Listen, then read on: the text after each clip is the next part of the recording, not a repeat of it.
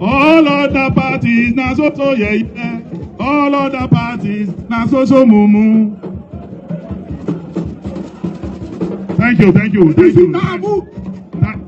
APC come on for road to ADC na bulldozer. If you don't get the radio. APC. Na bulldozer. Na bulldozer. Thank you. Yeah. Now the convention where they no one make it hold be this, so they deny Eagle Square, deny everywhere. The convention don't share the hold. ADC convention 2027. Don't the camera that side, video them now. Turn on that side. Yeah, everywhere. Brother, have you come that small man? We dey, our mumu don't. Crowd, the outside, crowd the outside. Crowd the outside this time. Stand up. The one where inside. Una go explain tire. Tam being question. Tam being we pay say crowd want ta bero sinta. Ẹ̀wọ̀n tí APC sọ ADC dà àánú Arẹ́gbẹ́ ń ṣe mí Ọlọ́run ọba kó mọ̀ jẹ́ wípé bọ̀dá náà máa fi ṣe scapegoat nílẹ̀ Yorùbá ṣé mọ̀ káwọn Haúsá ti ń pariwo wípé ní gbogbo àwọn tí ààrẹ olódòdó ń mú tán fi FCC gbé gẹ́gẹ́ bọ́n ṣe fi ẹ̀sùn kàn wọ́n ní wọ́n gbé yàn nílẹ̀ Yorùbá mo ní wọ́n tí ì sí ìwé ìpẹ̀jọ́ kan bọ̀dá Arẹ́gbẹ́ ẹ tún wá lọ síbi tẹ́ ti ń ṣe convention orin ọ̀tẹ̀ lẹ́tún lọ ń kọ sọ́tẹ̀ lẹ́fẹ̀ẹ́ fi ṣèjọba Nàìjíríà ni ẹ mọ̀ nǹkan míì ju ọ̀tẹ̀ lọ ni mo ti ń gbèjà àwọn àyàwó gbèjà wọn dẹ káàbọ̀ sínú ètò lónìí nínú ìpàdé ọlọ́mọlé ọlọ́mọ orílẹ̀-èdè Abala Lerefe tá a mọ́ gbà ojú náà ni o níbi tí ẹgbẹ́ òṣèlú ADC tí wọ́n ti ń ṣe convention wọn bó ti jẹ́ wípé wọ́n náà kọ lẹ́tà sí Minister of FCT yẹn Wike wípé kó fààyè gbà wọn ní Eagle Square àwọn ní ṣùgbọ́n kò fààyè gbà wọn Wike ti sọ̀rọ̀ ó lóun ò rí lẹ́tà ìkankan nù wọ́n nítorí ààyè àbí ká sáré play ẹja sáré play Wike sọ̀rọ̀ ká tó wá mọ́ bá eré àníyàn bọ̀ eré ìjẹ́ wo ẹ farabalẹ̀ fún mi lónìí o ọ̀rọ̀ pọ̀ nù ìwé kọ́bọ̀ bó ti jẹ́ pé kò wọ́n kọ́bọ̀ kan náà ni àyà ìbàdàn náà tẹ́ ẹ bá rí n tó ṣẹlẹ̀ láàrin Olúbàdàn àti Ṣèyí Mákindé Ayọ̀ Fáyọ̀ṣe ó wà ìbàdàn lónìí gbogbo ohun tó sọ ń bẹ̀ àmúfọ́nrán rẹ̀ bọ́ àáfẹ́ lójú ẹ̀kọ́ kọ́ bá ń tẹ́tí Wike sí èsì ọ̀rọ̀ tó fún ẹgbẹ́ ADC wípé kán mọ́ parọ́ o bó ti jẹ́ pé wọ́n fi ẹ̀dá lẹ́tà tán rẹ̀ sọ́mìtì fún Wike hàn wá láti lo Eagle Square ṣùgbọ́n wọ́n ní kò fún ọ̀ láàyè. You see, that's why you have to look at characters, people who do only want to take public sympathy when they know that there's nothing like that.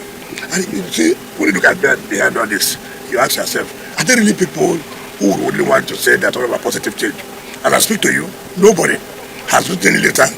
I don't know the very they are talking about. They have, okay, let's make a assume that they talk about Eagle Square. Nobody, not one, wrote any letter to use Eagle Square. I called the GMD, there's nothing like that. There's no way we would deny them because we collect revenue from that. You have to pay, and nobody has written to us. And we were not in charge of the velodrome. That was under the sports commission. Even when PDP did their own convention, we applied to sports commission and we paid. So it is not, even when it took the Eagle Square, they paid. So nobody has written to us. Why would we stop them from holding their convention business? They paid, we have the money to do the project. But when you get that, that's the kind of leadership that ADC. Every time telling lies just to give a bad publicity during the government. As far as I'm concerned, we are not that need to divide people to use venues for their convention. They're only looking for how they can attract public sympathy, which is. Ọ̀rọ̀ Wike mọ̀ wulẹ̀ sọ sí mọ́ ẹgbọ́n sẹ́ẹ̀ lótìsí pé Wike ti ń wúlẹ̀ kẹ̀ kò ló mọ̀ wú bò ó jẹun dáadáa ní bóyá ó ti fọ́ tilẹ̀. Ṣùgbọ́n lọ́rọ̀ kan wọ́n ní wọ́n fẹ́ bà àwọn jẹ́ ni o wọ́n ní kò sì sẹ́ni tó lè bà wọ́n jẹ́ wípé ṣé bówó làwọn gbà lọ́wọ́ wọn àwọn ní ìdí owó ọwọ́ wọn bẹ́ẹ̀ náà látún wá ń gbọ́ wọn ní nígbà tí àwọn ADC ti rí pé èrò pọ̀ mọ́ bá rí èlò Eagle Square Eagle Square yóò gbé àwọn mi ní àwọn èèyàn ò ní rí àwọn wọ́n nítorí ẹ̀ ni wọ́n yá ṣe bòńkẹ́lẹ́ tí wọ́n rí ìgbà ọlù bẹ́ẹ̀ ni ti ń ṣe patí wọ́n tún wá ń rí ìkọrin ọ̀tẹ̀ bẹ́ẹ̀ náà látún ti wá gbọ́ pé ibi tán ti ń ṣe é lọ lọ́wọ́lọ́wọ́ nílé ẹjọ́ ti fi ìwé ìpẹ̀jọ́ ránṣẹ́ sí wọn pé kán stop ṣe bẹ́ẹ̀ pé ẹjọ́ wà nílé ẹjọ́ ẹ ló ń ṣe convention ta ló fún yín ní ààyè àti mọ́ ṣe convention mo ní wọ́n tó ti sùn ti ara wọn lẹ́sẹ̀ bó bá wá dọ̀la APC ò lọ́bẹ̀ o kò sí tọ́ọ̀gì ń bẹ́ o àwọn ọlọ́pàá ò àyájí wọn o wọ́n complain báyìí o wọ́n ṣe convention wọn wọ́ọ́rọ́wọ́ o kò sẹ́ni tó disturb wọn o tó bá wá di ọ̀la tílé ẹjọ́ bá sọ wípé wọ́n kọjá ààyè wọn sẹ́rí pé wọ́n mọ̀ọ́mọ̀ fẹ́ fa wàhálà ni. ẹ jẹ́ wá sáré jọ ohun tí Galadima ń sọ lẹ́nu ó ní kó dà kó jẹ́ wípé òkú èèyàn ló wà ní Nàìjíríà ó ní ààrẹ olódòdó ò lè win mo ní àdì ọ̀rọ̀ rẹ̀ mọ́ ẹ jẹ́ àkọ́kọ́ gbọ̀nà á sọ̀rọ̀ lé lórí. Labour Party and indeed the ADC. But what I want to remind them of is that even if there is no living human being in Nigeria and we bring a corpse in a coffin and put him against President Tinubu, I assure you that corpse will win the elections in 2027. orí tẹ́tí reject ẹ̀ in Jesus name pé ẹ̀yin kì yóò kúkú kan bí kò ṣe yíyẹ bẹ́ẹ̀ ni àwọn ò ní kúkú kan bí kò ṣe yíyẹ ń pe ikú náà ni ó forí ara rẹ̀ wèkú torí wọ́n ní ẹ̀lúùlú ni wọ́n báyìí wọ́n ń pe òjò ọ̀rọ̀ ńlá ló sọ o kò kàn fi ṣe àkàwé ọ̀rọ̀ lásán o kéèyàn máa fi odidi Nàìjíríà wé ìlú òkú odidi ọ̀rọ̀ ní ohun tán fẹ́ ṣe nìyẹn ohun tán plan nìyẹn èyí tẹ́ bá tí ì mọ̀ tẹ́lẹ̀ gbogbo pé wọ́n ń pààyàn kiri tí ó wà nú ọkàn bó ló ṣe wá àpẹẹrẹ lọ káàkiri gbogbo àgbáyé ò wá rápẹẹrẹ gidi mọ́ a jẹ́ gbogbo àwọn tó wà níbí iná òkú ni ẹ́ wọ́n á fi gbogbo orílẹ̀-èdè bíjọba ò bá gbé ìjọba ò ní fẹ́ gbé wọ́n á sọ wípé wọ́n máa ná tún winchọ́ǹtì àwọn ni meanwhile wọ́n ní wọ́n ti grant bẹ́ẹ̀lì iye kan wọn ti El-Rufai wọ́n ti grant bẹ́ẹ̀lì ẹ̀ ṣùgbọ́n wọ́n ló sì wà lákàtà wọn títí dìgbà tó máa fi perfect bẹ́ẹ̀lì tí ó fi rówó mú wá àti gbogbo nǹkan ni kó mú wá àwọn onídùúró rẹ̀ ẹjẹ́ àtẹ̀wájú ẹjẹ́ àgbọ̀rọ̀ lẹ́nu eléyìí náà òun la gbé wá lánàá tó ń sọ̀rọ̀ sáré olódò rẹ̀ ẹjẹ́ àgbọ̀ díẹ̀ nú ọ̀rọ̀ òsì tó fẹ́ sọ. Is the engine that will be used by Nigerians to salvage Nigeria. We have no choice. When they say it's ADC versus APC, I say no. You are trivializing the issue. It's ADC. Nigerians are all in ADC. So it's Nigerians versus the mafiasu. ẹgbẹ́ versus inú bíbélì wo ní ká fún wa versus àbí fasos orí àyùn kọ́lá wa sọ gbogbo wọn ń lérí léka wọ́n ń lé fùrù tètè mọ́lódò dẹ ṣùgbọ́n ẹ wò ó 1+1 wọn 2+2 wọn ó gbariwo wọn lápapọ̀ kan multiply kan divide ẹ̀ ariwo ọjà lásán ni o empty barrel make the loudest noise urun ní inú ẹlẹ́dẹ̀ wọ́n nínú ẹlẹ́dẹ̀ ní gbé sí kò sí tán ṣe ń dùn wọ́n pé àbọ̀n ṣe ń rán àwọn èèyàn lọ́rùn alákejì pẹ̀lú àwọn ọmọ ogun wọn lẹ̀ Haúsá ní Fúlàní wọ́n rí wípé mímí kan ò mí ààrẹ olódòdẹ aláwò káànú wọn mọ́ kan para wọn ó sì dá ẹni tó jẹ́ Minister of Defence ó ti fohùn lẹ̀ wípé àti ọ̀rẹ́ agbésùmọ̀mí àtàlábàtàn wọn àti ẹni tán bá nájà àti ẹni tán bá rajà ẹni tán bá ti ká mọ́dọ̀ wọn ní ìsìn kó ṣe gúnmí náà ká mọ́dọ̀ wọn wọ́n rí pé pa ní gbogbo tó bá ti jẹ mọ́ ìjìyà fún agbésùmọ̀mí ẹni tán bá ti ká mọ́ bẹ́ẹ̀ during the operation wọn láwọn ò ní yáfi àwọn ò ní fojú wò mọ́ mo ló ti ẹ̀dá bẹ́ẹ̀ náà ni nínú ìròyìn lónìí a kò lọ́dọ̀ àwọn oníyẹ̀yẹ́ alẹ́ àmùdá yìí nìsín bí n bá ṣe patí gan èrò pọ̀ jù báyìí lọ áyà lọ́dọ̀ Ndúmẹ̀ ó tú àwọn àṣírí kan fún wa o nípa ìṣẹ̀lẹ̀ tó ṣẹlẹ̀ ní Borno ní Mongono tán pa àwọn ọ̀gá ológun ó tú àṣírí kan fún wa bẹ́ẹ̀ náà ló sì ń sọ ó ní tí wọ́n bá gbóhùn láàyè kó ń dá sí láàrin oṣù mẹ́fà ó ní gbogbo ẹ̀ ó kẹsẹ̀ járí kò ní sí insecurity mọ́ ní gbogbo Nàìjíríà mo ní ṣe lóòótọ́ mo ní ẹ bá ń pè sí yẹ̀wò kẹ́ ẹ bá sọ̀rọ̀ kẹ́ ẹ jọ sọ nítubí nùbí kó tú àṣírí wọn ó ti sọ ibi tán wà à ń gbé bàbá kan náà bọ̀ ó sọ gbogbo ibi tán sodo sí ní Ngóṣè nílẹ̀ Haúsá mo ní mọ́mí Adébáyọ̀ mọ̀ bẹ́ẹ̀ ó dẹ̀ já kò lórí mọ̀nàmọ́ná tiwọn ibi tá a ti ń sọ náà ní wọ́n tún ti mú ọmọ yunifásitì kan o ǹjẹ́ ìṣe University of Jos náà mú wọ́n béèrè 30 million lọ́wọ́ ẹ̀ ilé tẹ́ wá ń wò lẹ́gbẹ̀ẹ́ ń bí ní ilé tí ọmọ yìí ti jáde àwọn pẹ́rẹ́ǹtì ẹ̀ nìyẹn lẹ́gbẹ̀ẹ́ o nínú ilé yìí o kéèyàn jáde nínú ilé kan wá mọ̀ béèrè 30 million lọ́wọ́ ẹ̀ ṣùgbọ́n wọ́n ní ọmọkùnrin tó jẹ́ ọmọ Fúlàní yẹn wọ́n ní wọ́n ti rí ojú ẹ̀ lórí ẹ̀rọ àgbàgbé wọ́n ní àṣé ó ní profile míì lórí TikTok tó gbé gold ó ní minor lòun mọ̀ wàkùsà ni so gbogbo secret ẹ̀ wà ń bẹ̀ mo ní tàn bá mú ajẹ́ wípé nǹkan wà ń bẹ̀. bó ibi tá a ti sọ̀rọ̀ náà lọ́wọ́ náà tún ti pè wá wípé ká tún wá wo àwọn eléyìí wọ́n ní Kaduna ló ti ṣẹlẹ̀ o wọ́n ní àwọn tí wọ́n jí gbé tí wọ́n jí kó tí wọ́n kidnap wọ́n ní àwọn terrorists wọ́n ní wọ́n wá lé wọn síta bí ìgbà tán bá lé tòmátì àti àtàrodo wípé kán wá máa sọ̀rọ̀ kán máa béèrè owó láti ilé látọ̀dọ̀ àwọn ẹbí wọn tàbí local government wọn tàbí àwọn tó ń ṣèjọba lé wọn lórí nítorí àwọn ó gbowó lọ́wọ́ wọn o. àyà kí n dé tí òní náà oní 40 àná ló ṣẹlẹ̀ 13th ẹ já gbọ́rọ̀ díẹ̀ lẹ́nu wọn ká tó tẹ̀ wájú àròjọ mùsùlùkùn.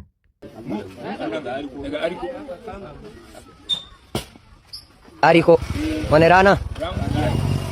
Ran 5 ranar isa aka kamo ku mutum nawa? Ku mutanen 37 to kun san me yasa aka kamo ku? Ba ku sani ba? To an kamo ku ne domin idan mutane kuna zuwa da sojoji makwabtanku kun san su ai kun san aina suke kuna zuwa kuna kashe makiyaya da suke kiwo a area ku tun bara har bana ba ku daina ba kuma mutane za su zo su yi tafiya su wuce ku ba su ce maku komai ba idan za su dawo ku zo ku tare su ku yi ta halbin mutane. Aya ni ọ̀gá mi ẹni tí nǹkan wú sí lẹ́nu ìsan fìdí ìbọn jàn lẹ́nu ni mo ní mi ò mọ̀ ya n ò mọ bóyá bẹ́nu rẹ̀ ṣe wú kan tó kó wọn nù mo ní ìyá mọ̀ ń jẹ àwọn ará bí yìí o kásá àmọ́ jẹ́ kó fẹ̀dé lẹ̀ Yorùbá bá ìyẹn láàfẹ́ torí gbogbo àwọn tán sì jí kó ń Kwara wọ́n sì wà lákàtà wọn o. ó rà ẹja tẹ̀síwájú ibi tá a ti wá ń kọjá lọ àyà ní Nsúkà níbi tá a ti rí tí wọ́n ní wọ́n ṣẹ̀ já àwọn Fúlàní kan lẹ̀ ní lóru ọ̀gànjọ́ wọ́n ní làwọn ará abẹ àwọn èèyàn torí wọn bá ń ké gbàjarì síjọba àtàwọn aráàlú pé ẹ mọ́ sùn ẹ mọ́ wò ó. These people don't dey in Soka, make everybody dey radio. They don't dey in Soka like this. I don't understand them. Me self, I don't understand them. This one weak me, make everybody dey radio. This thing I go here before breakaway. Like how many hours they spend here?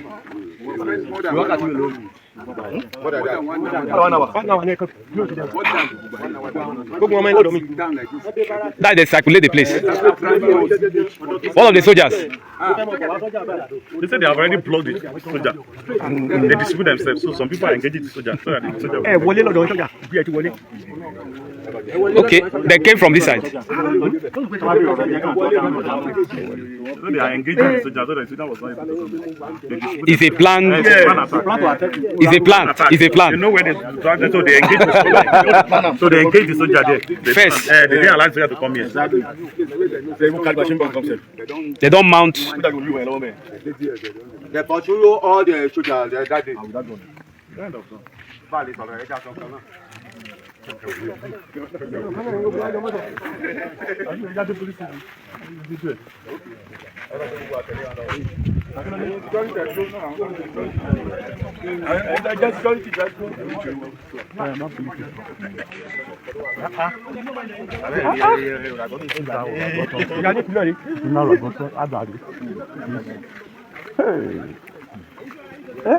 lẹ́yìn bá dàgbà lẹ́bàá fún ẹni wíṣẹ́ ìgbàwó pé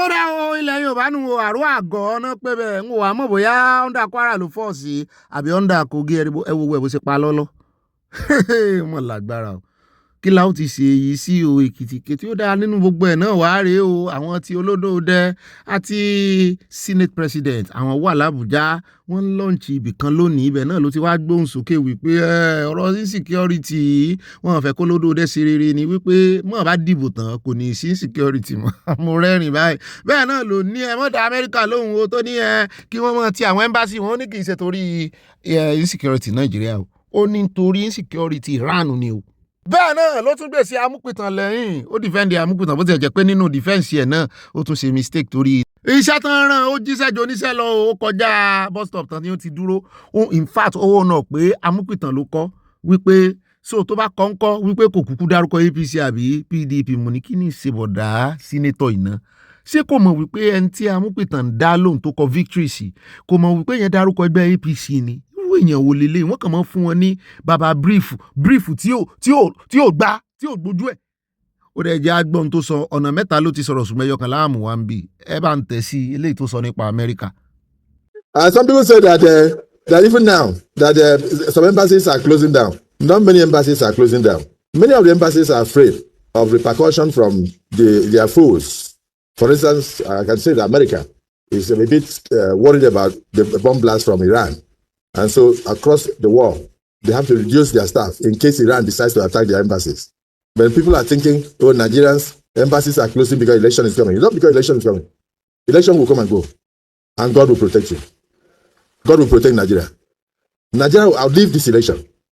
Look at what they are doing now. Is this going to be taken away when you go back to Babylon? It's going to remain here for the benefit of future generations of Nigerians. So I'm very proud of what I'm seeing here. ó náà lẹ́rìí yẹn o àwọn tó yẹ kó protect yín tó jẹ́ pé nígbà tán lẹ́nu nígbà tán campaign wọ́n làwọn máa provide security bó tiẹ̀ jẹ́ wípé Ọ̀pẹ́bolo nígbà tó ń sọ tí ẹ̀yìn security ló ṣe mistake sọ nígbà tó ń rìn gbọ́n ẹ wá wo wọ́n ti taari yín padà sọ́dọ̀ Ọlọ́run o wọ́n ní ẹ̀ ń bá ń lọ ṣọ́ọ̀ṣì ó mọ́ tẹra mọ́ ẹ̀ ń bá ń lọ mọ́sálásí ó tẹra mọ́ ẹ̀ ń bá ń ṣiṣẹ́ ṣe kó tẹra mọ́ pé Ọlọ́run nìkan ló lè dáàbò bò yín o. Túnbọ̀ Bàràgídé ò ti tọ́jú ní rárá wípé àwọn gómìnà ilẹ̀ Haúsá pàápàá jùlọ wọn náà ní lọ́wọ́ wọn di ẹ̀rù. And leaders unable to put an end to these killings. What is the matter with northern leaders that they can't end these senseless killings? All they do is just heap all the blame on government. Oh, this. So you will sometimes think that what is the matter with them? As a northern, I'm ashamed. Why do we have leaders if they can't come together and put an end to this sectarian things? Leaders shouldn't just be going to TV stations and granting meaningless interviews. Sit there and solve the problem. Play less politics. Focus on the well-being of your people. ó yá mo lè ṣe ṣìnà fẹ́rẹ́fẹ́ àyíká ṣe ṣìnà fẹ́rẹ́fẹ́ mo rí bọ́ra Wàsíù àti àǹtí rọ́pò mo ní àwọn kíra wọn náà mo ní nígbà tán ti rí Dangote. That was Dr. Sonny Kuku, the Ogbeni of Ijebu. Behind that you guys, Yorimo Lucy of Ijebu, Obajayi Oba, to come and make the remarks on behalf of Ijebu Traditional Council about. Ó dá o èmi àtàyà máa ṣèjẹ́ tó pè ń bí o tí gbogbo àwọn ọmọ Ìjẹ̀bú fi wà mẹ́sùn máa ń gbọ́ Traditional Council a sì rí àwọn èèyàn jàǹkànjàǹkàn wọ́n pe àwọn ará àta náà sí àbọ̀ fi Dangote joyè Ìjẹ̀bú ni ó dá o ẹ̀bùn àgbọ̀ ìgbà tẹ́ bá ti rẹ́dẹ̀ àti jẹ ọba ń Jẹ̀bú àgbọ̀ nǹkan kan mọ́ ẹ mọ́ sí lẹ́yìn wa ẹ já wá gba bí kọjá akọ́kọ́ fẹ́ lọ gba ojú títì kọjá ni ṣùgbọ́n a ní ká gba bí kọjá ká fi kámẹ́rà hàn yín wọ́n ní Sùúrùlérè ló wà mo ní ṣèṣe tí Desmond Elliot kọ́ lọ́jọ́ sí.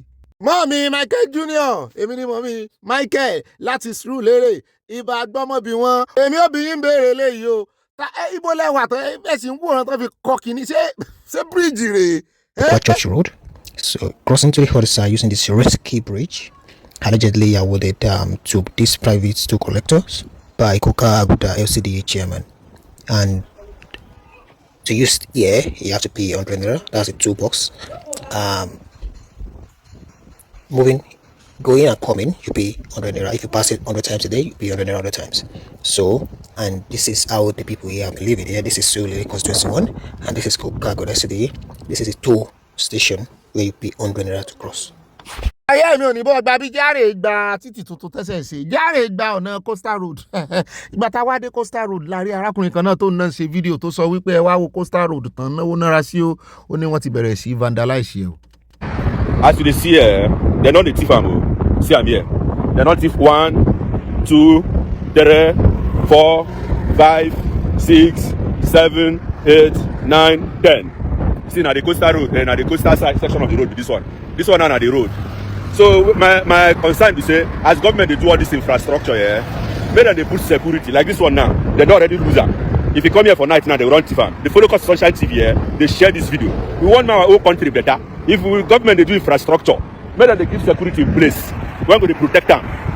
Ó mà ṣe fún orílẹ̀-èdè Nàìjíríà o ẹ rí wípé kì í sọ lórí nìkan ló ní problem olórí wọn ná owó wọn nára owó tán sì ná yẹn náà bíi kan náà bíi ó lè tó dà 4 sí dà 5 tán náà ohun tó yẹ kán fìdá kan sí o ṣùgbọ́n bẹ́ẹ̀ ń kọ́ là ń lọ n tá à ń sọ náà ni wípé ẹ̀yin aráàlú náà ẹ ti wá jẹ oyè bàṣẹjẹ́ obì tí í so lẹ́rùn kán tó wá wọn provide ààbò fún infrastructure orísọ ṣùgbọ́n ọ̀rẹ́ wa jẹ́ àti bí ìsànákèsí ogun jẹ́ àti bí ìwò ṣé wọ́n ti dáàbò bo aráàlú wọ́n wà máa dáàbò bo kìíní ó mọ̀ pé buy condemn buy kìíní kò lè yẹ̀ lẹ́yìn àwọn haúsá yìí náà kò lè yẹ̀ lẹ́yìn wọn àwọn máa jí irin kiri ṣùgbọ́n mo rò pé náà ṣe surveillance síbẹ̀ ni àbọ̀ wọ́n gbàgbé tán lè lágbára o ẹjẹ́ wá kó ń bẹ́ ẹjẹ́ wá wọnú fọ́nrán ìdùn mọ́ mi gan-an àwọn ọlọ́pàá ń sá fún kámẹ́rà arákùnrin kan náà dádúró láàrin títì wọ́n páàkì ẹ̀ dáadáa arábìnrin kan tó wà lára àwọn ọ́fíṣà ó ti wọnú mọ́tò ṣùgbọ́n èèyàn kan ní wá ń bọ̀ lẹ́yìn rẹ̀ tó náà ń wa mọ́tò bọ̀ wípé yóò sojú àwọn àwa àmọ̀bòyọ́ ọmọ ológun lòun náà toró níbẹ̀rẹ̀ ẹ̀tì lórí dashboard ẹ̀ nínú mọ́tò mo wá ń wò wípé ó wọṣọ aṣọ ogun ó sì wáṣọ ọlọ́pàá ó sì fẹ́ rè challenge ọlọ́pàá ṣùgbọ́n ẹjẹ́ àwò bó ṣe ṣẹlẹ̀ ẹjẹ́ àwò bó ṣe kó onímọ́tò yẹn yọ ẹjẹ́ àwò bí ọlọ́pàá ṣe gba gírì lé ìbẹ̀rẹ̀ tiẹ̀ náà ló mú ẹjẹ́ àwò wọ́n ní 17,000 náà fẹ́ gbà lọ́wọ́ dẹ́rẹ́bà yẹn innocent soul. I don't know where they wan go.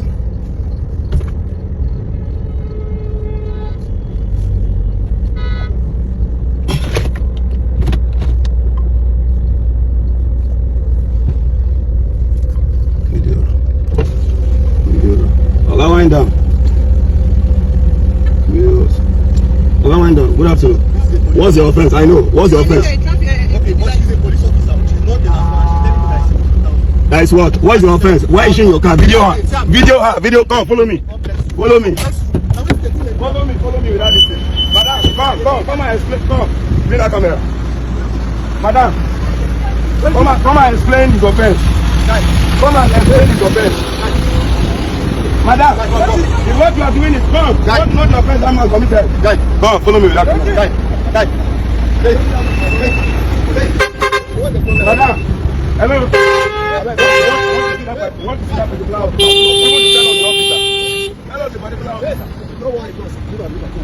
No, I want to see her. See, we need to stop all this. We need to stop all these things. All these things will have to stop. Harassment of innocent Nigerians will have to stop. You are not a linesman. Do the job of a police officer. Stop doing the job of a linesman. Why is she running? olóòlẹ́rí yẹn o mo láìkí bó ṣe fi gbójúgbóyà tó dìde sí wọn sùn gbogbo ọmọ nàìjíríà náà kọ́ ni ó lè ṣerú eléyìí o bí gbogbo àwa lè ń pawọ́pọ̀ tá à ń ṣe báyìí fún wọn tó ń rí ìfẹ́ àti ìṣòwọ́pọ̀ láàrin wa wọ́n dínkù àwọn oníwà ìbàjẹ́ yìí rí tó sá lọ ó dẹ̀ jẹ́ kó mbẹ́ jẹ́ wá dé ọ̀dọ̀ ẹni tó jẹ́ deputy speaker ní house of rep níbi tó ti mọ̀ọ́mọ̀ tó lòun ṣe campaign kiri tó ń ba iṣẹ́ Alex Otti jẹ́ tí gbogbo ayé sì ń ròyìn Alex Otti. Aya ní ọ̀gá mi ká ní Alex Otti ti dìfẹ́ẹ̀tì sínú ẹgbẹ́ APC wọ́n mọ̀ pọ́n lé ní o pàápàá jùlọ ilé mo ní ààrẹ olódòdó ti fún wọn ṣé ó ti tì wọ́n sírìn ẹni tí ò bá ti lè win ní constituency ẹ̀ tí ò win ní state ẹ̀ pàápàá jùlọ ìwọ tó tún jẹ́ deputy speaker ní house of rep ó ti lọ gbogbo wọn ṣe iṣẹ́ wọn láàgùn. Talking to you with my broom, sweeping away poverty, sweeping away bad governance. That is a promise. You not ask question why your local government is not working. If your local government is working, raise your hand. If you know your local government is working, raise your hand. I pity the mayors. It's not their fault. I pity the mayors. I pity the local government chairman. But unfortunately, they are vicariously liable. Because they are the one appointing that position now. They owe us the duty where the money is. And they must tell us. As we go to the next level now, read it. Publish it anywhere you want to publish that opposition politics here. We'll begin to ask questions about our money in all the local governments. We'll ask the question, where is the money? Why is the local government chairman getting 10 million, 20 million? When he's supposed to be getting 500 million, 600 million? You ask the question, when you hold the local government chairman, he will hold them. And the truth will come out. láìní ẹni bó ṣe ń challenge wọn náà ń kówó wá fún wọn ó sì ń bọ́ sọ́wọ́ àwọn local government chairman kan rè bí wọn ó dẹ̀ já kó mẹ́jà débàdàn ẹja kọ́kọ́ gbọ́rọ̀ lẹ́nu Fáyọ̀sé ó kàn sí bàbá Olúbàdàn ó sọ tó mú bọ̀ ṣùgbọ́n àáfẹ́ lójú. Identify with him because the latest issues came when I made a revelation on what is ahead in Oyo State. And I stand by what I've said. Nobody in this country, I stand to be corrected, has ever said, well, Fayose said, has been contradicted by his new actions over time. So, whatever I say is either I have the right information from the source, or I am privy, one way or the other, to certain activities. Let me say it again.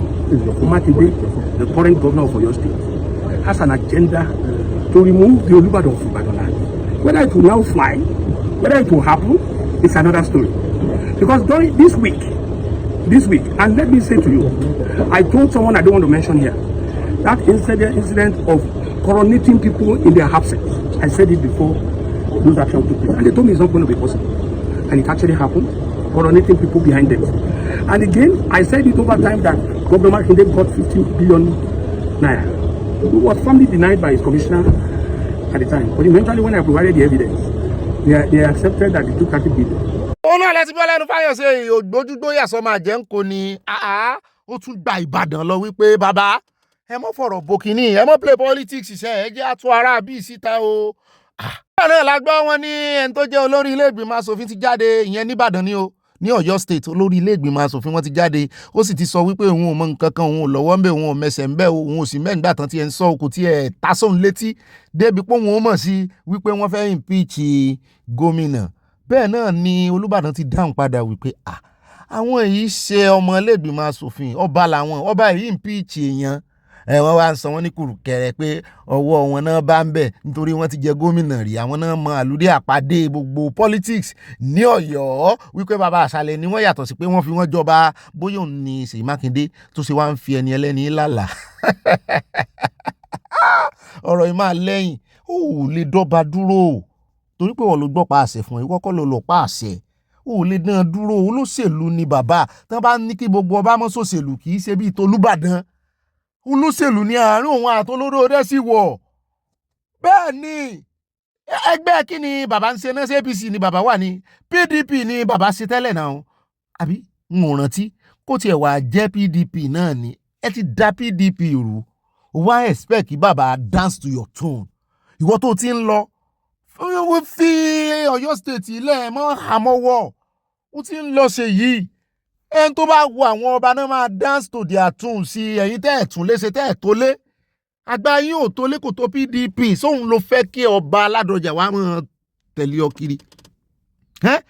Kí olódòdé wá mọ́ fìyà jẹ ọba Ládọjà tó sì jẹ́ wípé Ọlọ́run ó gbà fún ọba Ládọjà, ó gbà fún ìran Yorùbá, ó gbà fún bàbá Sunday Igboho àti Yorùbá nation láti mímọ̀ láti ìbáṣepọ̀ tó wà láàrin bàbá Ládọjà àtàrí olódòdé kan wá padà dé. Even gan Aláàfin of Ọ̀yọ́ tí tàrí olódòdé ní gbogbo wọn ṣe.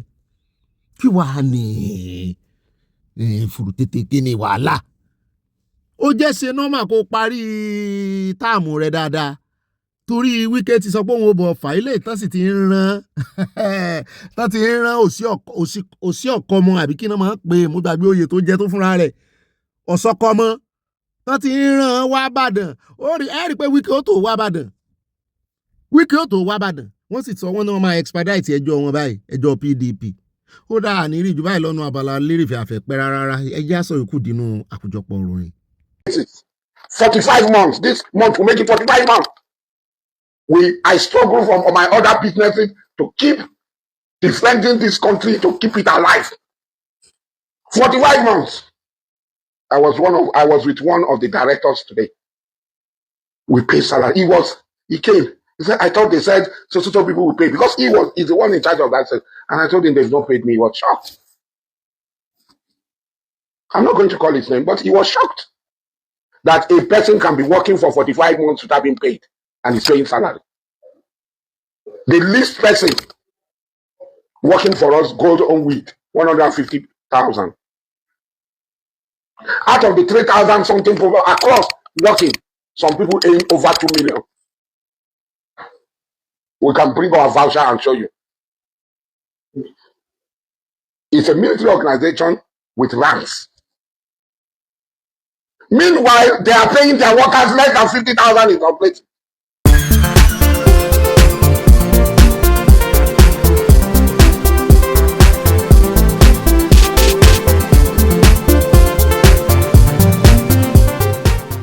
Oya ratatata, ratatata. Oya ratatata, ratatata, ratatata.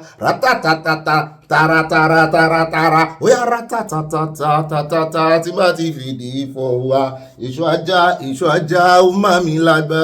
Ratatata, tí bá ti fìdí fọwọ́. Ìṣó ajá ó má mi. Oya ratatata, tí bá ti fìdí fọwọ́. Devil go run away. He go japa. Ratatata, tí bá ti fìdí fọwọ́. Ìṣó ajá ó má mi. Ratatata. Ratata. Oya ratatata, tí bá ti fìdí fọwọ́. Ìṣó ajá ó máa mi lágbá. Ratata. Ọ̀gbẹ́ni Bobby ratata. Devil go run away. He go japa. Ratata. Oya ratata.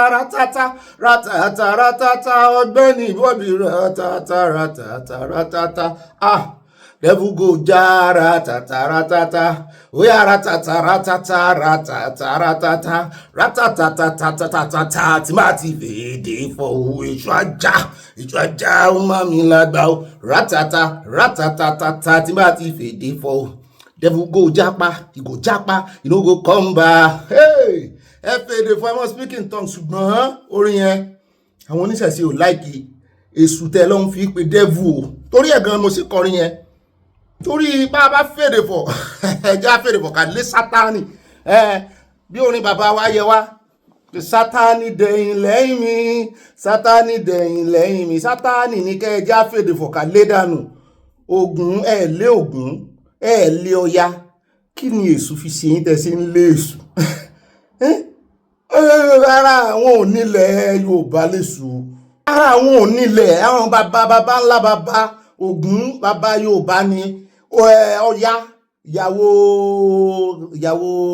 ìyàwó Ṣàngó kọ́ lọ ya bẹ́ẹ̀ náà ni Ṣàngó fúnra rẹ̀ àwọn ọba lọ́jọ́sí gan tó ń tẹ àbùkù àwọn bàbá ìgbìmọ̀ wọn ti padà gbà pé bàbá àwọn ni gbogbo wọn. èṣù náà sì rè èṣù láàlú ògiri oko wọn oníṣẹ̀sí máa ń sọ fún wa wípé kì í ṣe òun náà ń pè ní dẹ́vù ó dáa kí ni dẹ́vù kí ni sàtáánì bóun ló ṣe wá tan mẹ́sù rátàtàtàtàtàtàtà sí máa ti fèrè dé fọ èso ajá òkè tẹ̀sù bá wá já wọ́n sì ní nínú ìṣẹ̀ṣe èṣù ni wọ́n pín ọlá tẹ̀sù bá wá já tó lọ sàtáánì ńkọ́ ó rí páwọn mùsùlùmí gan-an nígbà tó bá lọ sí Mẹ́kà wọ́n yìí sọ pé àwọn fẹ́ lọ jùkòlú èṣù o wọ́n náà fẹ́ lọ sọkòlú àṣetàánì sètáánì yàtọ̀ sí sú torí àdúrà tẹ́ fi ń gbà tá fi ń gbà tá ń forin ìgbà kó lè tètè wọlé àṣẹ ni mo ṣe ń sọ bẹ́ẹ̀ ẹ jẹ́ ká kọjú mọ́ ẹni tí ó ń bá ń dàyàn láàmú lówó kọjú sí bó bá rè ń pe ẹlòmíì fọlọ́run ẹlòmíì ní ọlọ́run ó rè gbèjà rẹ lọ́dọ̀ rẹ o yóò wá fi sàtáánì lẹ̀ yóò àwọn ọmọ ilé èso ẹ wo èèyàn kan tó wá lánàá tó ní òun ò fẹ́ ajé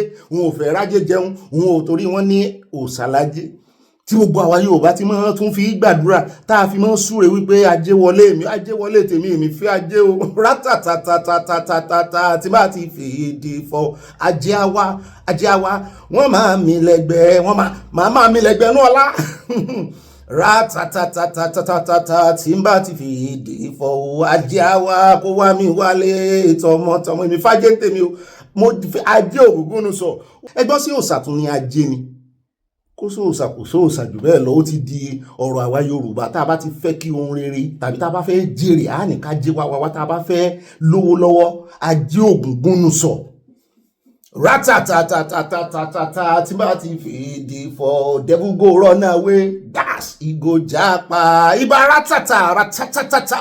rátàtàtà ó ta lẹ́nu bọ́bí tó ta lẹ́nu óyá ó ta lẹ́nu rátàtàtàtàtàtà tí bá ti fèdè fọ devil go run away ìgò jápa rátàtàtàtàtàtà ó gbọ́ ọ̀nà lèmi mọ́ fẹ́ mọ́ gbàwọ̀ kọ́nà gbà sọ̀túnṣòsì dá síbi gbà sọ́hùn yóò ṣàjọra wọn ó dá ibà rátàtà yín náà rí o ẹ̀yin náà rátàtà ẹ wà pa bó lójú ọjọ́ lọ́dọ̀ yín ó dá ẹ̀yin náà rátàtà kẹjẹ́ kájọ rátàtà wọnú ìròyìn tòní ìròyìn ọlọ́mọlé ọlọ́mọlú ọlọ́mọ orílẹ̀-èdè níbi tí ọmọdé ti mọ ọwẹ́ tá ti ń bá gbà jẹun tá ti jọ ń kọ́ ọmọ olùbọ̀ ọmọdé gbọ́n àgbàgbọ́n láì dálẹ̀ ìfẹ́ ibà rìn gínigíní náà rí o ṣé mo fi rátàtà yẹn ṣé mo fi rìn gínigíní tí kú mi àti kú yóò rìn gínigíní tí kú mi àti kú yóò rìn gínigíní èmi náà ń pè ní ibà pàpà parada níbi táyà ti parada ti ń dọ́gà rẹ̀ ọ̀gá rẹ̀ parada ò dá ìyá náà Abala comment section abẹ́lẹ̀ yẹn olólùfọ́ èmi náà ni mò ń jẹ́ ibà sàn láàrin ajé ní mú ní pẹ́kọ̀rọ̀ ajé tún jẹyọ nù ẹ̀ ṣùgbọ́n bó bá ti wá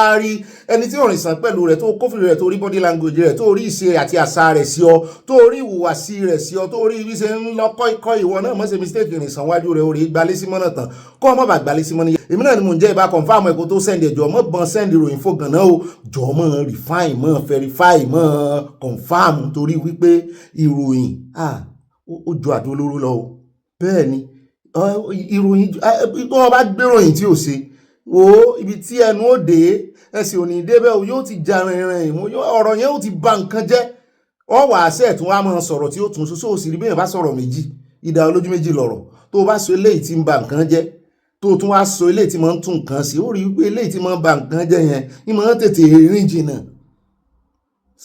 jọ gbogbo tó o bá ń kọ nínú kọ́mẹ́ntì tèmi náà bá ń sọ nínú ọ̀rọ̀ mi ẹjọ́ ọjà mọ̀ verify ẹ̀ bẹ́ẹ̀ náà ni bàbá ṣe àṣìṣe bàbá ṣe mistake àìmọ̀ rìn kò rí mọ́ mi àìsọ ọlọ́run kò sẹ́ni tó lè play ọlọ́run nìkan ni ò láṣìṣe lára ní díẹ̀ ìyá ń padà bọ̀ níbi tá a ti ṣe àṣìṣe náà láàtún ti wá ṣe àtúnṣe rẹ̀ nítorí òyìnbó tó ṣe pẹ́ńsù ló ṣèrè sáà mọ́wàá àjẹ́ ó lọ mọ́wọ́ ń ran òun ìwà àṣìṣe ń ran o pápápá kò sẹ́ńtì ṣàṣìṣe president gan ṣàṣìṣe ó rí nígbà míì táyà olódò rẹ bá gbé àwọn ìgbésẹ̀ kan ẹran tí eléyìí tán gbé láìpẹ́ yìí lọ́dún tó kọjá náà láìpẹ́ yìí tá à ń sọ yìí o wọ́n ní lórí presidential pardon nígbà táwọn èèyàn pariwo ní lórí kí ló ṣẹlẹ̀ wọ́n padà wọ́n wá ṣe àtúnṣe rẹ̀ bí ọ̀rọ̀ ilé ayé ṣe rí nù òjọ́ o wọ́n yòójó tí ó àti ṣe sọ́rí o mọ̀ yánu láti ṣe sọ́rí wọ́n ní lọ́ra láti fèsì ṣùgbọ́n yára láti gbọ́ ṣùgbọ́n mọ́ yára láti ṣe sọ́rí o jẹ́ sọ́rí rẹ̀ o mọ̀ dénú o mọ́ ṣe sọ́rí ojú o mọ́ ṣe sọ́rí tó tún fi gbin oró mi sínú jọ́ mọ́ gbin oró ọmọlàkejì jọ́ mọ́ gbin oró ọmọlàkejì sínú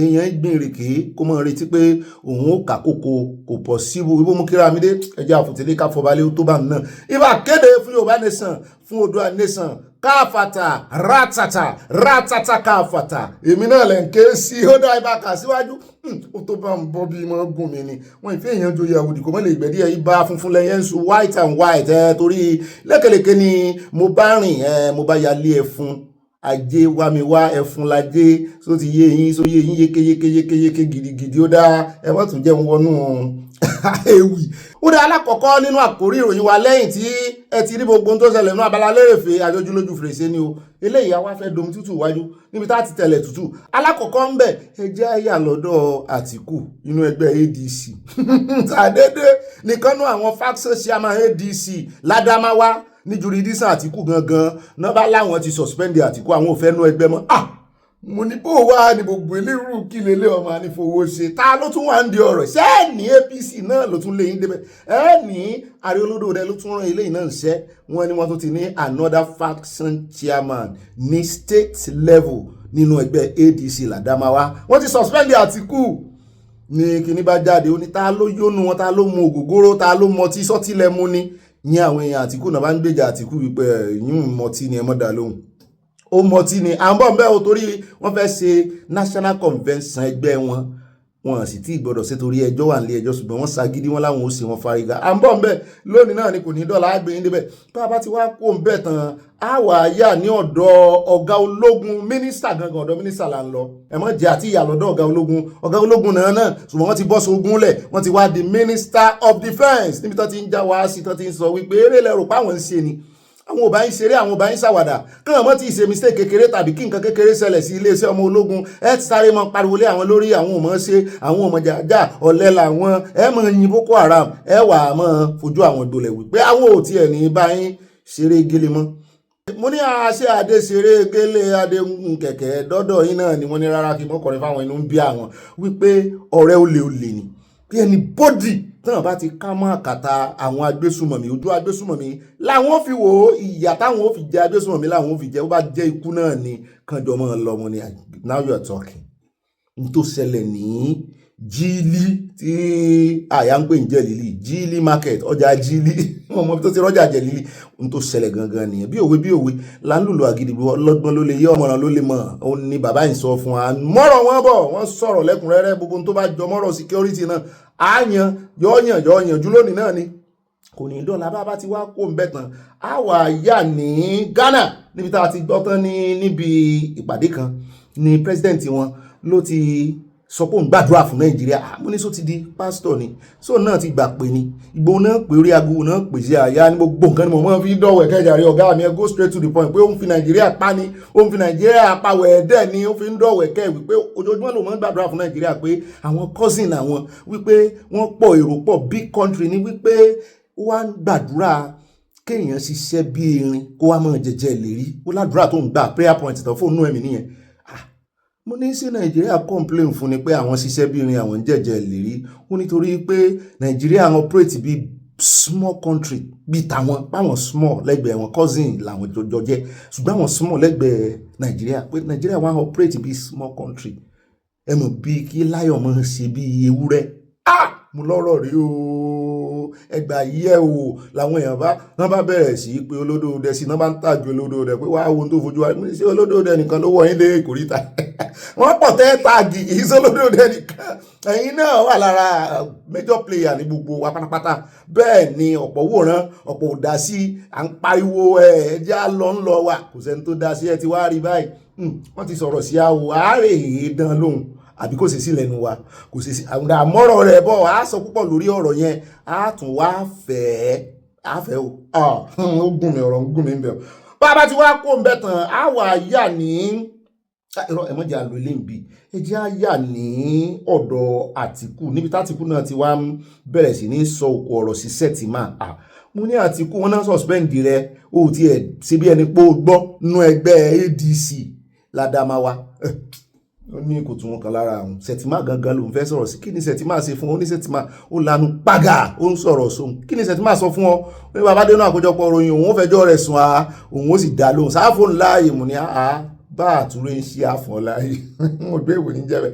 Bàbá tí wàá kó ń bẹ́tàn á yà ní ọ̀dọ̀ Ndúmẹ̀ sẹ́nétọ̀ tó wá láti Borno ẹ̀sìn mọ̀ wípé gbàásùgbò sẹnujọ́ mẹ́ta àtàwọn tó pa lánàá àwọn ọmọ sí ológun àti ọ̀gá wọn Borno náà ti pa wọn ní Mògùn Borno ló ti ṣẹlẹ̀ ní Mògùn náà wọ́n ní IED náà fi pa wọ́n ṣùgbọ́n drone ni wọ́n fi sọ wọn àwọn náà ń lo drone wọ́n fi ń sọ kì í ṣe pé drone ló ju àdó olóró yẹn ṣùgbọ́n IED wọ́n ti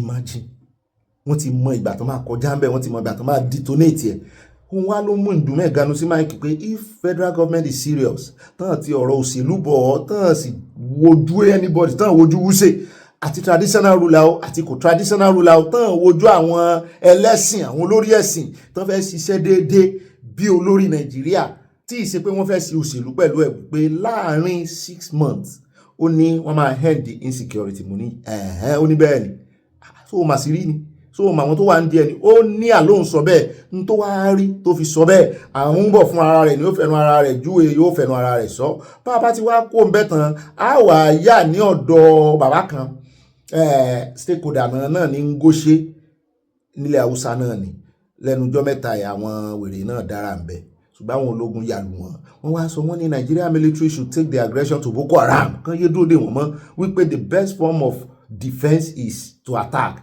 àbọ̀bẹ̀ àjòpọ̀ mọ gbogbo tó ní í ṣe pẹ̀lú insecurity àti minister tó sọ̀rọ̀ minister of defence àti Ndúmẹ̀ senator tó wá láti Borno àti bàbá ìwòwò ẹ̀ láàjòpọ̀ sójú kan yóò wúlò fún wa bàbá dénú àkójọpọ̀ ròyìn bàbá tí wàá kó ń bẹ́ẹ̀ tán á padà sí Ìpẹ̀tù o Ìpẹ̀tù mọ́dù iṣẹ́ tán sí Adeleke wọ́n tó ti wá fi ọba lé àwọn ará Ìpẹ̀tù àwọn ọmọ ọba abẹ àtàwọn afọbajẹ fídíò rẹ̀ wá wà ránṣẹ́ sí Adeleke oníjó wípé àwọn ò ní ọmọ jó ṣùgbọ́n 7 days làwọn fún ọ just 7 days ní gbèdéke tán fún ọ kó wá fi declare orí àpèrè Ìpẹ̀tù mọ́dù vacant àwọn òdòdó ọba kankan tó rè sẹ́wọ̀n kò possible kọba tó sẹ́wọ̀n kó wá padà tún wá wọlé ọlá kó wá dúró sórí àpèrè wọ́n yìí fi ọwọ́ ẹ̀wọ̀n mú èrùkẹ̀rẹ̀ wọ́n yìí fi ẹsẹ̀ tán fi ṣẹ́kẹ́ṣẹkẹ̀ sí wọ́n bàtà ọba pé orí tó ti lọ sẹ́wọ̀n kò tún gbọ́dọ̀ padà wà dádé mọ́ pé bí ó bá sì dán lóhùn àwọn ọmọ táwọn ó ṣe kí lẹ fẹ́ ṣe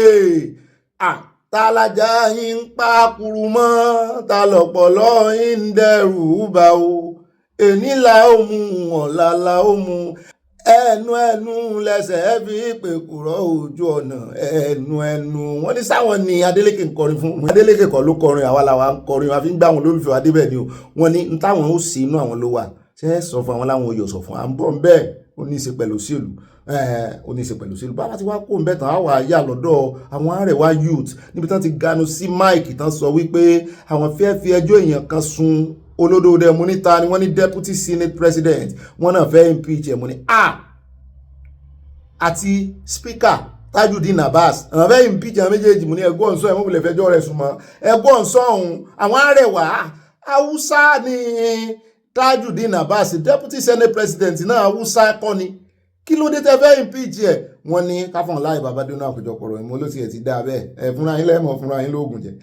Bàbá tí wá kún mẹ́tàn ayà lógún state àti gbọ́ wípé wọ́n ti ní consensus candidate táwa ní consensus candidate Yáàyì ni o Yáàyì ló wọlé kí ló wá ṣẹlẹ̀ àǹtí Ìyábọ̀ ńkọ́ Ìyábọ̀ Ọbásanjọ́ kí ló ṣẹlẹ̀ gan àgbẹ̀yìn débẹ̀ bí consensus candidate bó ṣe wáyé àti bí àti gbèsè tí àǹtí Ìyábọ̀ gbé bàbá tí wá kún mẹ́tàn lára àwọn orúkọ tí ìjọba tí wọ́n fi síta gẹ́gẹ́ bí àwọn agbódegbà àwọn tó ń ṣagbátẹrù agbésùnmọ̀mí wọn náà ti bẹ̀rẹ̀ sí gbẹ́sẹ̀ lé dúkìá wọn àgbẹ̀yìn níbẹ̀ bàbá ti dénú àkójọpọ̀ ròyìn àní rí jù báyìí lọ nínú àwọn àkórí ìròyìn tó ní bájò mọ́ bá wà àmọ́ jómọ́ bàbá dénú àkójọpọ̀ ròyìn ní pápákọ̀ ẹja tẹ̀ wájú ẹja wẹ̀yẹ pápákọ̀ ẹwẹ̀yẹ àbẹ́yà píkọ̀ wà nínú abala no place for Sharia in Yorùbá land nítorí Sharia ò lè wá gba ààyè àlàáfíà ló jókòó síbi tí Sharia fẹ́ gbà wọ́n fẹ́ ti Sharia dànù irọ́ náà pa kò ṣeé ṣe wọ́n ti ń pariwo ní ìsìn ìṣẹ́wọ̀n pé táìmù ìdìbò ti dé wọ́n ti ń pariwo pé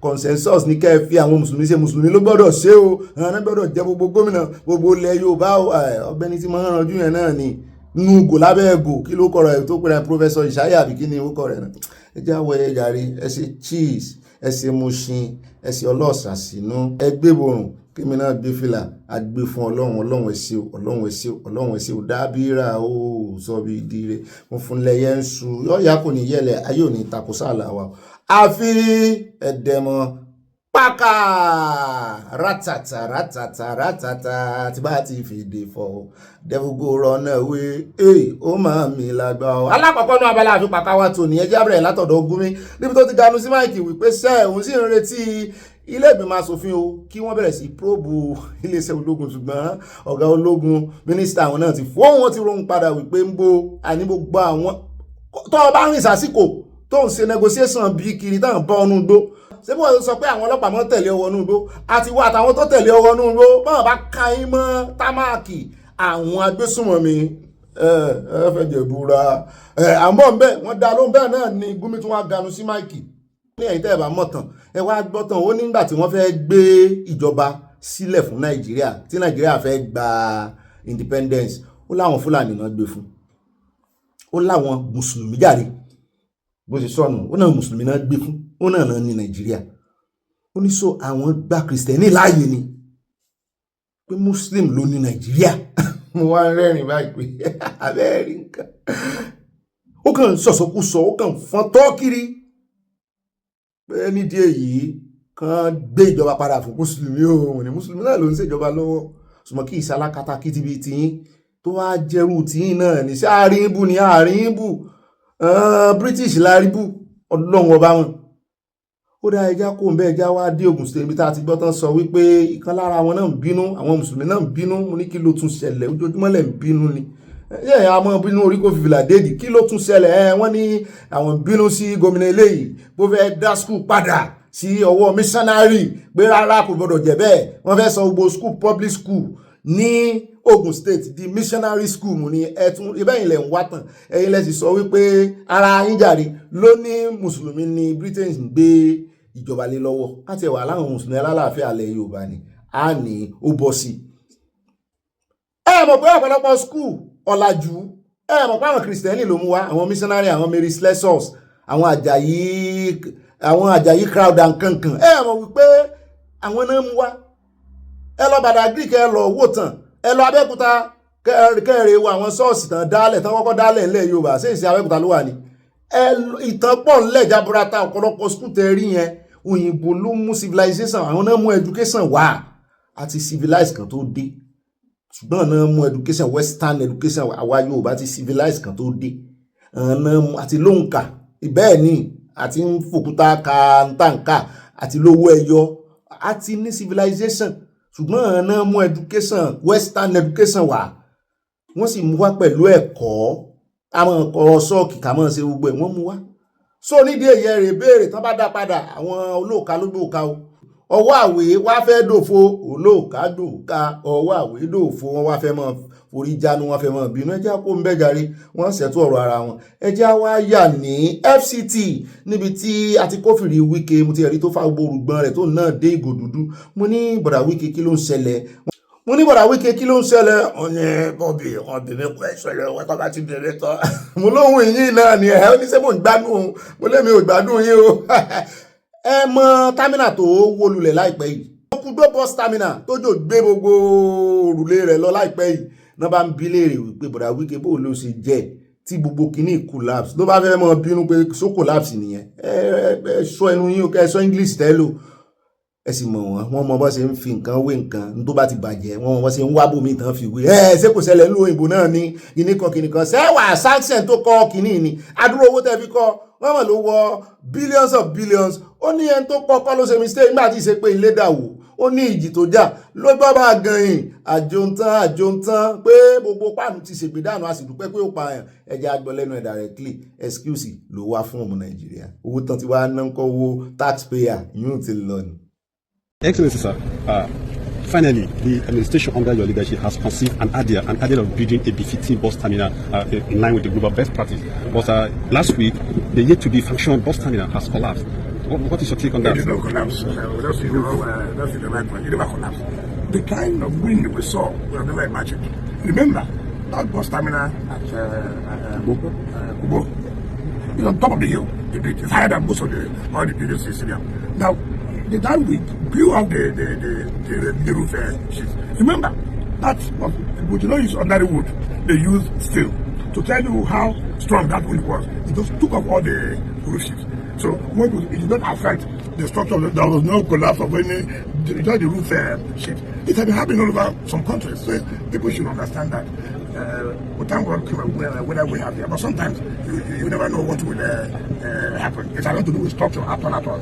Just that the wind was so much that the roof had to be, had to be affected. So people should not say that it affected the structure of the work. Nothing collapsed, just that the roof, and they started putting it back.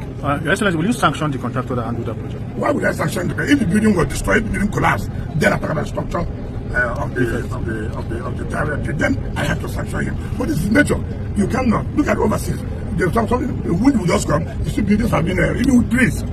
I was watching one television one day where someone was saying that there are no trees.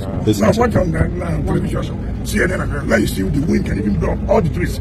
So we thank God that people did not die. I know what's important, but it has affected the structure of the contract. He does nothing that can do to say that, he would affect that kind of atẹ́gùn bá gbé rúfù lọ natural disaster ni kùgbẹ́ta mi na bọ́s.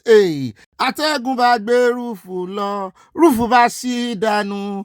ọ̀rọ̀ rẹ̀ o rẹpẹtẹ ohun olórí yín fọ́ ni tán bá ti fẹ́ ṣe àkàwé ọ̀ràn báyìí tán fẹ́ justify ara wọn ìlú èbó náà mọ̀ ranjúmọ́ náà mọ̀ wá àwáwí àti àtàmọ́ natural disaster tírú natural disaster lóyìnbó tó bá ń ṣẹlẹ̀ Nàìjíríà ẹ mọ iye project yín tó máa wó dànù ẹ mọ dúpẹ́ lọ́wọ́ Ọlọ́run látìgbà tẹ́lẹ̀ tí wàá wó dànù ní ìsìn gbogbo kíní orí ẹ gbogbo ẹ̀kọ́ náà ló wó lóòótọ́ ṣùgbọ́n gbogbo ìdérí orí ẹ̀ bí ìgbà téèyàn bá fẹ́ sí fanta ó sì gbogbo ẹ̀ dànù. ṣé a rí míì l'Àbújá tó tún wó bẹ́ẹ̀ tí òrùlé orí ẹ̀ sí látàrí the same atẹ́gùn náà ni o. wọ́n kàn ní 30-something billion naira náà ná wọ́n kàn ní mẹ́ta arú ẹ̀ náà kọ́ s'Àbújá wípé 51 billion naira gbogbo àwa amẹ́lẹ́ ìtàn náà 30-something billion naira sí nínú àwọn mẹ́tẹ̀ẹ̀ta. bóyá sì pín mẹ́tẹ̀ẹ̀ta ńdọ́gba ni ó dẹ̀ jẹ́ àpín bí 51 billion naira divided by 3. kò wọ 2020 kásà ní bóyá bí 17 a lè ní 17 billion so wá kéré nú ayé ni 1 billion lásán gan òkèrè nú ayé. wọ́n àti launch ẹ̀ wọ́n àti sí o ṣùgbọ́n àtàmọ́ iná ní gbogbo ìgbà ó ti sí o owó yín náà sì fi túnṣe Ọlọ́run ló mọ iye bílíọ̀nù tó fi dé ìdérí mi sí lórí báyìí. ó dá ẹ̀ka àbọ̀ padà ẹja sáré yà lọ́dọ̀ Idris Abdulkareem tó kọ Nàìjíríà jàgàjàgà ó lọ kọrin bìkan láìpẹ́ wá ta sí olódòdẹ ó ta sí ọmọ rẹ̀ náà ìyẹn Ṣèyí Tinubu ó ní your baba no be the best kí ní bàbá ò ṣe dáadáa rárá ó sá sọ̀rọ̀ yamayama létà Ẹdó ló ti lọ perform létà làwa kì í sì sóun nìkan lolórin tán pè síbẹ̀ ṣùgbọ́n òun nìkan ló fi orin ló fi ta sí gọ́ọ̀mẹ̀ntì àwọn yòókù ṣe normal wọ́n dáwọn èèyàn lára yá ṣùgbọ́n òun forin ta sí gọ́ọ̀mẹ̀ntì so mo wá rò pé wọ́n lọ ti ibẹ̀ làwọn ẹ̀ bá bẹ̀rẹ̀ sí pariwo kí ló dé tẹ́ lọ tibẹ̀ kí ló ṣẹlẹ̀ gangan mo lé mi ò mọ̀dí tán ṣe tibẹ̀ ṣùgbọ́n létà fún ara ẹ̀ ló wá fẹnu ara rẹ̀ sọ wípé wọ́n ti ṣí ibẹ̀ o ṣùgbọ́n tí ó sọ̀rọ̀ báyìí pé òun padà wá sẹ́dó láti make sure pé wọ́n ṣí ní bọ̀dà Isaac Fayose náà bá gbà lẹ́nu ẹ̀ wípé ìwọ àmọ́ pedigree rẹ̀ ọ̀pọ̀lọpọ̀ yín tẹ̀ ń béèrè fún justice ní ìsìn tán bá wo àtẹ̀yìnwá tán wo past yín ẹ̀yin náà ti yan èèyàn jẹ sí justice nígbà tágbára wà lọ́wọ́ yín gẹ́gẹ́ bí olórin táyìn àwọn èèyàn mọ̀ ń gbà náà pé ó tẹ ojú ilẹ̀ mọ́lẹ̀ pọ́ùn gangan wà lára àwọn tó yàn jẹ mo ní gbogbo àwọn olórin ní máa ń yan ẹ̀yìn jẹ ọ̀dà náà láìkì so ńgbà náà ẹ wọ́n máa ń invest nínú showbiz owó àwọn táwọn kó lé ọlọ́wọ́ ńgbà náà kí ló dé tó ná nàkúnà wá jáde ní ìsìn wá fẹ́ máa ṣe bí ọlọ́ba òun ṣe bí ẹni wípé òun ti ń jẹ́ justice wọ́n sọ̀rọ̀ sí olódòdẹ mo ní ọ̀rọ̀ ọmọ Nàìjíríà nìyẹn oníkálukú àbí tiẹ̀ lára oníkálukú bá lè rán aṣọ ẹ̀ níbi tó ti yá tó ní kálukú padà sílé tó wúra ẹ̀ àwọn olórí yẹn náà kàn náà padà kan wúra àwọn ẹ̀rí pé kò sẹ́ni tí ó kọ́yàn kan bá a ṣe tòlù ẹ bá ń tẹ̀sí ẹja gbọ́ lẹ́nu Isaac Fayose. Naija for show they said Idris is back in Edo State.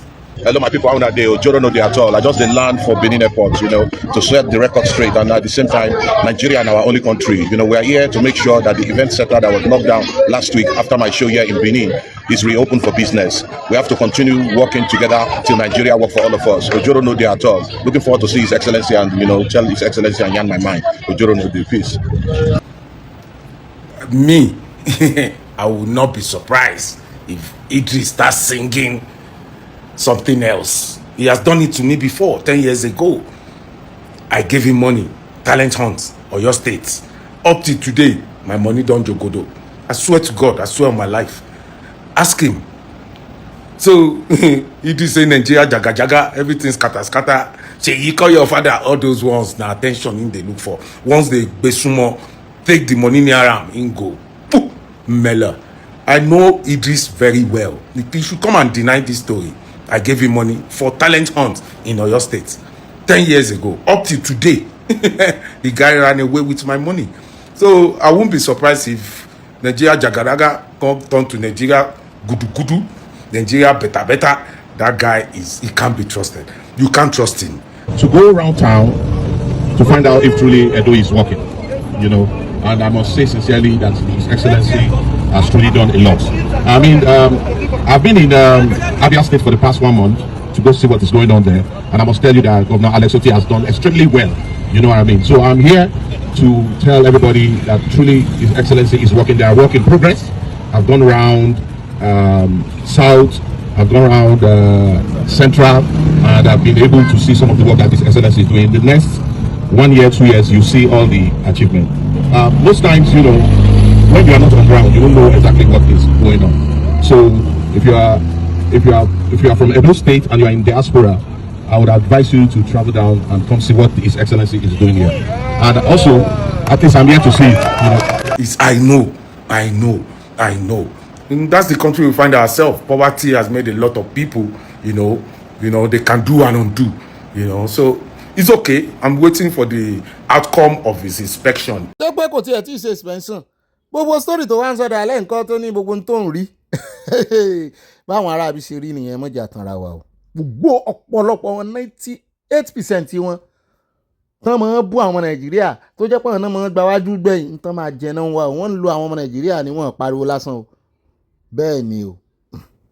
Abíkí sóhun ló ṣe lọ kọrin bú olódòdẹ ní Ẹdó tó sì mọ̀ wípé àti olódòdẹ àti gómìnà Ẹdó inú ẹgbẹ́ kan náà jọ wà ó tanú àbùkù bú Ṣèyí ó tanú àbùkù bú ẹgbẹ́ APC ẹ wá wò kù tí ẹ tí tó ọjọ́ mélòó síra wọn ó ti lọ sáré kó ìbí rẹ̀ jẹ lẹ́dó. ó nìyẹn o ẹni tó yàgbẹ́ ti gbàgbé ṣùgbọ́n ẹni tó kó ó sì rántí ọwọ́ rẹ̀ sí ohun tó rò ń ló kówó lẹ̀ ó dá ìwo ló tún kù nínú Abala Sanawole oúnjẹ bẹ́ẹ̀ ni pé a ti kó gojá. Ó dá ní báyìí ẹja wá yà ní inú ìròyìn tí mò ń wò yìí wọ́n ní Lafarge Cement CEO Bruno Lafont 8 staffers found guilty of financing terrorist groups like Islamic State. Níbo ló tiẹ̀lẹ̀ wọ́n ní Syria ni wọ́n ní nígbà tí ogun àwọn ISIS le kókókókó wọ́n ní àwọn retransaction bí owó ṣe ń jáde láti ọwọ́ Lafarge Cement. Mo ní ṣe ẹni tó ní Lafarge wọ́n ní ara conglomerate wọn the body gangan wọ́n ní the parent body ẹni tó ní gangan náà mùsùlùmí bá gbé wọ́n ní kìrìsìtẹ́nì ní ọ̀nà kìrìsìtẹ́nì náà bá dá padà wọ́n ní kì í ṣe kìrìsìtẹ́nì ara yín ní kí ló wá dé pọ́n kárùsẹ́ bíi mọ́ ọ lọ́wọ́ ṣé èbó lélẹ́yìí àbí ọmọ Faransé wọ́n ní French wọ́n ní France ni wọ́n ti dá ẹjọ́ rẹ̀ wọ́n fi ṣe ẹ̀wọ̀n oṣù méjì wọ́n fi ṣe ẹ̀wọ̀n ọdún méjì kọ́hún bẹ́ẹ̀ náà ni wọ́n ní yóò san àwọn owó tàǹtàn ó ní kò rí bẹ́ẹ̀ ó ní àwọn ò fẹ́ kó gbáńlẹ̀ nígbà táwọn wà ní Syria ni ó ní bí ìgbà tó jẹ́ pé wọ́n ń gba ìṣàkọọ́lẹ̀ lọ́wọ́ àwọn ni mo ní ọ̀pọ̀lọpọ̀ ọmọ Nàìjíríà náà ń san àwọn àgbẹ̀ san fáwọn agbésùnmọ̀mí ìjọba sì ti sọ wípé àwọn onígbà ń bá san ìṣàkọọ́lẹ̀ fún èèyàn kankan láì sí ìjọba tó lò àwọn agbésùnmọ̀mí ń halẹ̀ mọ́ tí wọn náà wá ń rè san tó ń bá wọn fọwọ́sowọ́pọ̀ kán lè jẹ́ o mọ́ soko kán lè jẹ́ o mọ́ ráàyè lóko tán dọ̀lá yìí náà ọjọ́ kan nínú abí wọn tán máa pa ẹni tó ń dànù mo ló ṣẹlẹ̀ kásìtì náà wọ́n ní kò yẹ kí Ọ̀gbẹ́ni wọ́n ní kò yẹ kó sanwó ní òun sanwó sódà gbọ́ àwọn workers àwọn staff òun wọ́n ń gbé sáìdì ibi tí ó ti le koko bí ojú ẹja tán ti ń pààyàn gbà náà ní Syria ló ń ṣe ń sanwó fún wọn bí ìgbà tó ń sanwó ìdákọ́lẹ̀ ẹ jẹ́ kó ń ráyè mọ́ kọjá kàn sáwọn ṣe business lọ́wọ́ àní kàníọ́ wọ́n ń ṣe business lọ àwọn eléyìí ń pààyàn ó mọ̀ pé owó tó ń kó fún wọn yìí running into millions of dollars ó mọ̀ wípé òun náà fi ń ra nǹkan ogun tágbára wọn tó fi ń lé sí ṣé wo mọ̀ ni ló bá ń wò owó kí owó lẹ̀ wọ́n ní náà mọ́ lónìí wọ́n sàti fi sẹ́wọ̀n wọ́n yóò tún sanwó ẹjá kó ń bẹ́ ẹjá wá dé ọ̀dọ̀ Kanu Nnamdi níbi táwọn lọ́ọ̀yà rẹ̀ tán ti jẹ́sẹ̀ rẹ̀ fún wa wọ́n ní Kanu's lawyer says Nigeria government in contempt of court for listing IPOB on terrorism list mo ní kán mọ́ bára wọn fà kán sáà mọ́ dárúkọ Yorùbá nation torí anything tó bá ti ṣe wọ́n báyìí wọ́n kàn bá ti dárúkọ Sunday Igboho ara wọn ò tí ì balẹ̀ torí ẹ̀ ó ti wá clear gbangba wípé ọ̀tọ̀ ń tọ́lú ọ̀tọ̀ ní tọ́lù ọ̀tọ̀ ní tọ́lù ní tiwọn yìí tọ́lù gbáà ní tiwọn yìí torí wọ́n prescribe wọ́n ní ilé ẹjọ́ kan ti ní rárá kán mọ́ prescribe àwọn ọmọ ní ìjà tó yẹ kẹ́ kọ́kọ́ jà nìyẹn kẹ́ get orúkọ yín off ẹ mọ̀ pé ń bá ti ń jà ló lábẹ́ àbúradà yẹn wọ́n rí gẹ́gẹ́ bí agbésùnmọ̀mí ni ẹ bá ń gbàdúrà ẹ bá ń ṣàdúrà fún bàbá Sunday Igboho kẹ́ ẹ bá ń dúpẹ́ lọ́wọ́ rẹ̀ pé yọ yẹ òní yẹ ẹ lẹ̀ ó fọgbọ́n sí ọmọ ọ̀dọ́ náà fi ọgbọ́n sí ni láláì jẹ́ bẹ́ẹ̀ wọ́n láwọn ò sún Yorùbá Nation dé bèbè ibi tí wọ́n ti list Yorùbá Nation gbọ́n tí bàbá wa kìíní sọ ni Professor Emeritus wọ́n fẹ́ sún Yorùbá Nation náà dé bèbè bẹ́ẹ̀ Yorùbá Ọlọ́run fún wa lọ́gùn Ọlọ́run ẹ ṣé o. àní rí ìdúrà lọ nínú abala tí Sanawole ní pápákọ̀ ẹjẹ́ invite àyáká ẹ̀wá gbọ́ adébẹ̀ nínú abala ẹ̀yìn olólùfẹ́ wa abala comment section àròjọ mùsùlùkùn àyá ó yá mọ́ wàrà rò. mo máa tún kí ẹ̀yin olólùfẹ́ káàbọ̀ sínú abala yín abala comment section mọ́ mi Alhaja Modinat Solomon wọ́n ní ó ga o wọ́n pa àwọn ọ̀gá ológun yìí gan o. mọ́ mi Mary Odùnú ìtẹ̀mí nìkan wọ́n ní òbí ìtẹ̀mí nìkan àtàyà mi alálùbáríkà mọ́ mi wọ́n ní ọkọ̀ gbogbo àwọn ọmọge lágbólé aláyọ̀ yìí ó ṣe ní láàánú fún àwọn ọ̀gágun tí wọ́n ṣubú lójú ìjà Olúwa kó gbé wọn sáfẹ́fẹ́ rere òmìnira ilẹ̀ Yorùbá ní ayọ̀ wa Oòduà nation ogoyinba wọ́n tẹ lọ́ọ̀fù sí a. mọ́mí Agnes Ọ̀sáadé wọ́n ní ire o wọ́n tẹ lọ́ọ̀fù sí a mọ́mí busy nìyẹn o ṣùgbọ́n a rí lọ́ọ̀fù yín àwa náà lọ́ọ̀fù yín o. mọ́mí Victoria Bàdéjọ wọ́n ní ibà ìfẹsowápọ̀ ìmìlẹ̀ nké sí mò ń jẹ́ yín wọ́n ní ojú gbogbo wa kò ní ríbi láṣẹ Èdùmàrè àmì over 200 people ló pàdánù ẹ̀mí wọn ní Jelil market Jill ẹ̀yìn àti àyálẹ̀ ń pè ń Jelili. We are getting conflicting information about the market. If it's been closed for 4 years ago, who opened the market? Oòduà nation no going back. Ire wọn tẹ lọ́ọ̀fù sí amórí wine bẹ́ẹ̀ náà ni mọ́ mi Tóyin Nọ́rì wọ́n ní ìpàkọ́ ọ̀bọ bẹ́ẹ̀ ni wọ́n bú sẹ́rin ayọ̀. mọ́ mi Josephine Aláwìyé wọ́n ní àfipáka honestly no space for sharia in Yoruba land, shame to bad intentions of radicals from London.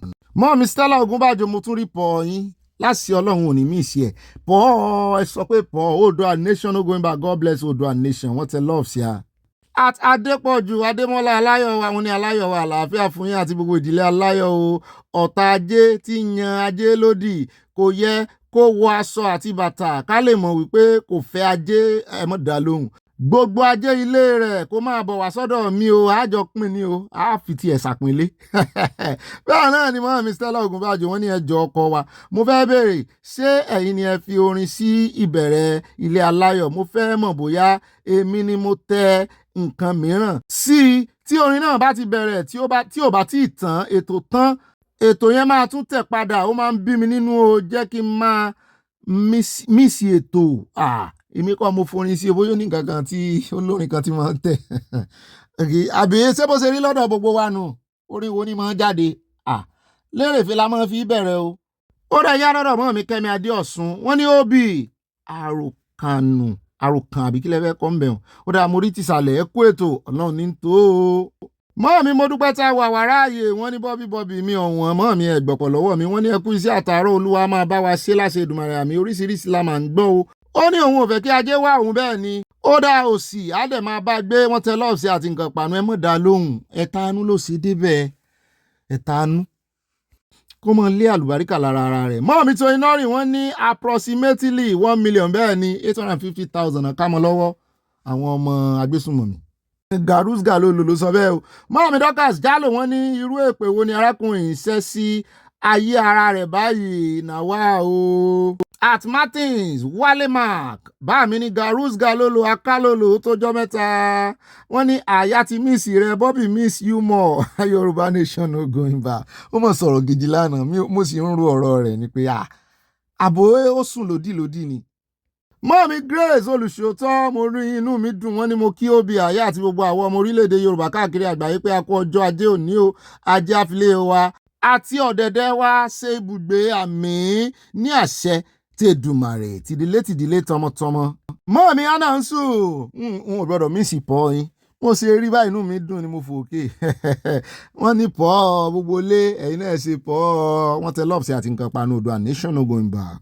mọ́ọ̀mí Agnes Ọ̀sádé wọ́n ní Ọ̀gbẹ́ni Bobby àwọn ẹgbẹ́ Animal Dominion Congress ìyẹn ADC àmọ́ mi ti san lórúkọ tuntun máa pẹ̀lú àwọn ẹgbẹ́ mìíràn Bobby mi ọ̀wọ́n mọ́ọ̀mí mò ń jẹ́ ẹgbọ̀pọ̀ lọ́wọ́ mi wọ́n láfi wọ́n pa wẹ̀dẹ́ àti alias wẹ̀dẹ̀wẹ̀dẹ̀ bẹ́ẹ̀ ni ẹjá lọ tààràtààrà sí ọ̀dọ̀ bá mi ogbó abẹ́wọ̀ wọ́n ní Ọ̀gbẹ́ni Bobby mo kí yín o ẹ kú ètò ìlú wa yìí kí Elédùà bá wa pín Nàìjíríà o Oòduà nation no going back.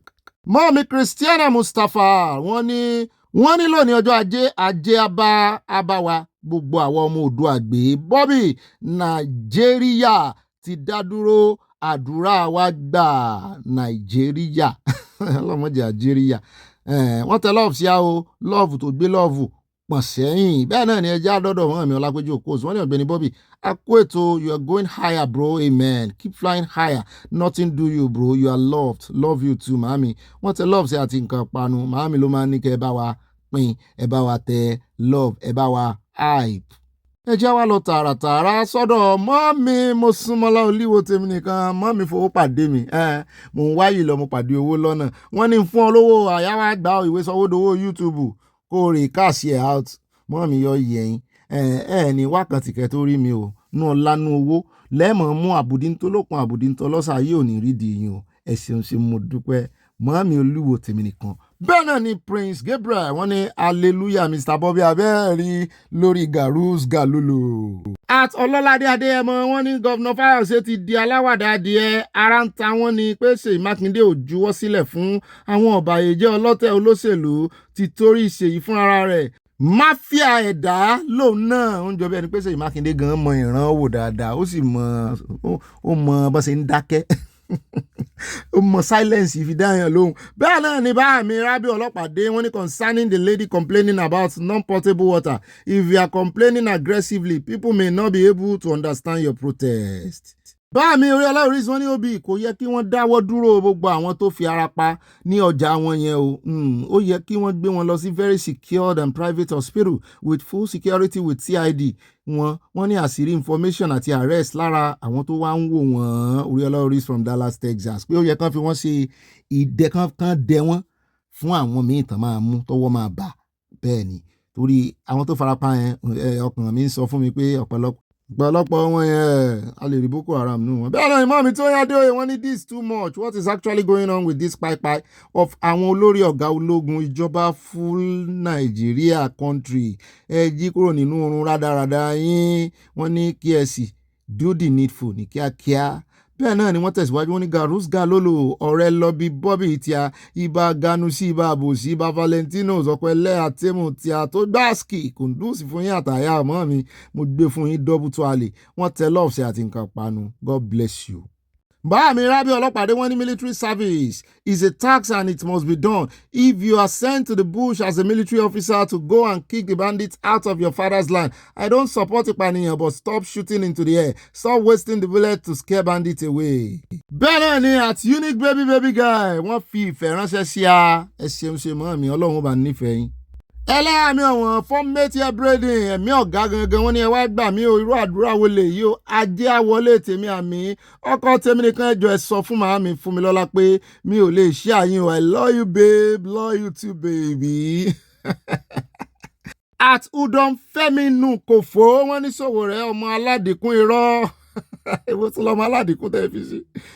mọ́ọ̀mí Yẹmí Ìgè wọ́n ní wọ́n fi ẹ̀mí ara wọn dí wọ́n jẹ ẹran ara wọn sí wọ́n sì tún mu ẹ̀jẹ̀ ara wọn ajá tí yóò sọnù ni wọ́n kò ní gbọ́ fèrè ọlọ́dẹ.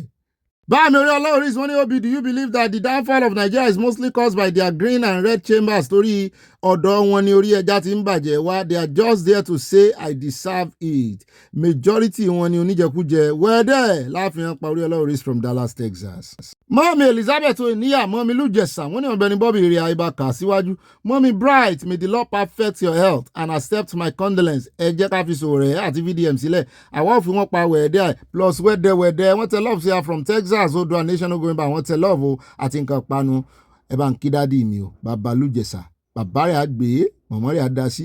bẹ́ẹ̀ náà ni mọ́mí Stella Odele wọ́n ní Ọ̀gbẹ́ni Bobby ó yẹ kán kí ọwọ́ àwọn mùsùlùmí yìí bọ aṣọ o ó yẹ ká fi ọlọ́pàá gbé fún nǹkan tó sọ yìí openly tó páyé ènìyàn pẹ̀lú 1 million àwọn ìjọba sì ń wò ó wọ́n fi nǹkan panu ránṣẹ́ sí a o. àṣebí Gumi ọ̀gá wọn ti sọ wípé àwọn ni wọ́n gbé Nàìjíríà lé lọ́wọ́, àwọn lè ṣe bó ṣe wu àwọn. Bẹ́ẹ̀ wọ́n náà fààyè gbà wá Kristẹni ni. Ibà màámi mo ti dọ́dọ̀ yín, wọ́n ní àyà àwọn láabi ti rí handwriting boldly and clearly on the wall wípé òpin ti dé báwọn, agbára ti bọ́ lọ́wọ́ wọn, wọ́n máa kéku ni o. Wọ́n ní amúpìtàn ló máa tu ọkọ̀ INEC débù tí ògo olódòdẹ. Má gbàgbé àwọn ọmọ aládé o, bẹ́ẹ̀ ni kò gbọ́dọ̀ gbàgbé o. Atọ́látúnbọ̀sún Adésínà Àlàbí bá mi ní ẹ̀sìn ìmọ̀le name is not from the use of sword, but Islam came from Mali into the southwest about 700 years before Uthman Dan Fodio brought his type of Islam to the north. Ẹ̀sìn Mali ló di ẹ̀sìn ìmàle. Okay, bó jẹ́ pé àwọn náà sì lé ọmọ líle pọ̀ nbẹ ló bá di ìmọ̀le lọ́dọ̀ tíá. Bẹ́ẹ̀ náà yẹn jáde ọ̀dọ̀ bá mi Martin Adébọ̀wálé, wọ́n ní wow, simple things like water could not be provided in Ireland. Ó ṣe o.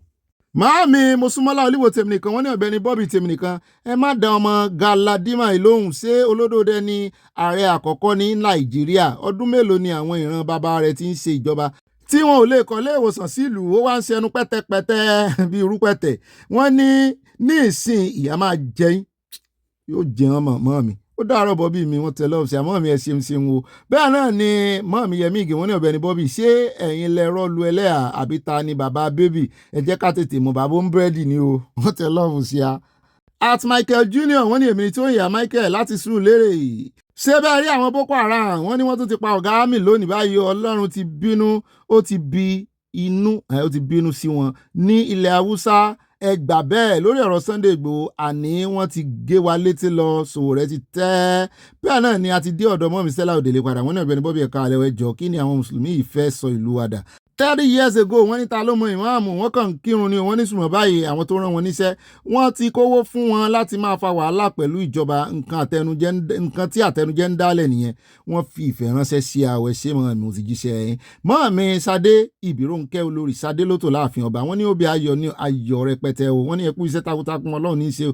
Nàìjíríà ti kúrò lóhun tí a máa fi ipá sopọ̀ o. President Tinubu, let my people go, Oòduà nation, no going back. Ire o, ire kàbìtì wọ́n tẹ lọ́ọ̀sì àti nǹkan panu pẹ̀lú ka méjì bíi ti bàbá mi ṣe ìjà lọ́wọ́ lókè. Bẹ́ẹ̀ náà ni mọ́ọ̀mí Olúfúnkẹ́ Fájimólú, wọ́n ní I heard it from a reliable man wípé late baba Ayọ̀ Adébánjọ ló fa Tinubu sílẹ̀ fún gómìnà Èkó. Àwọn bẹ́ẹ̀ ni àwọn Afẹ́nifẹ́re fa Fúnṣọ́ Williams kalẹ̀, but baba Adébánjọ ó kọ Tinubu láti tẹ̀lé Òbí àṣàrẹ. Kí ló ṣe fún Arẹ́gbẹ́? Ambode Fáṣọlá and co.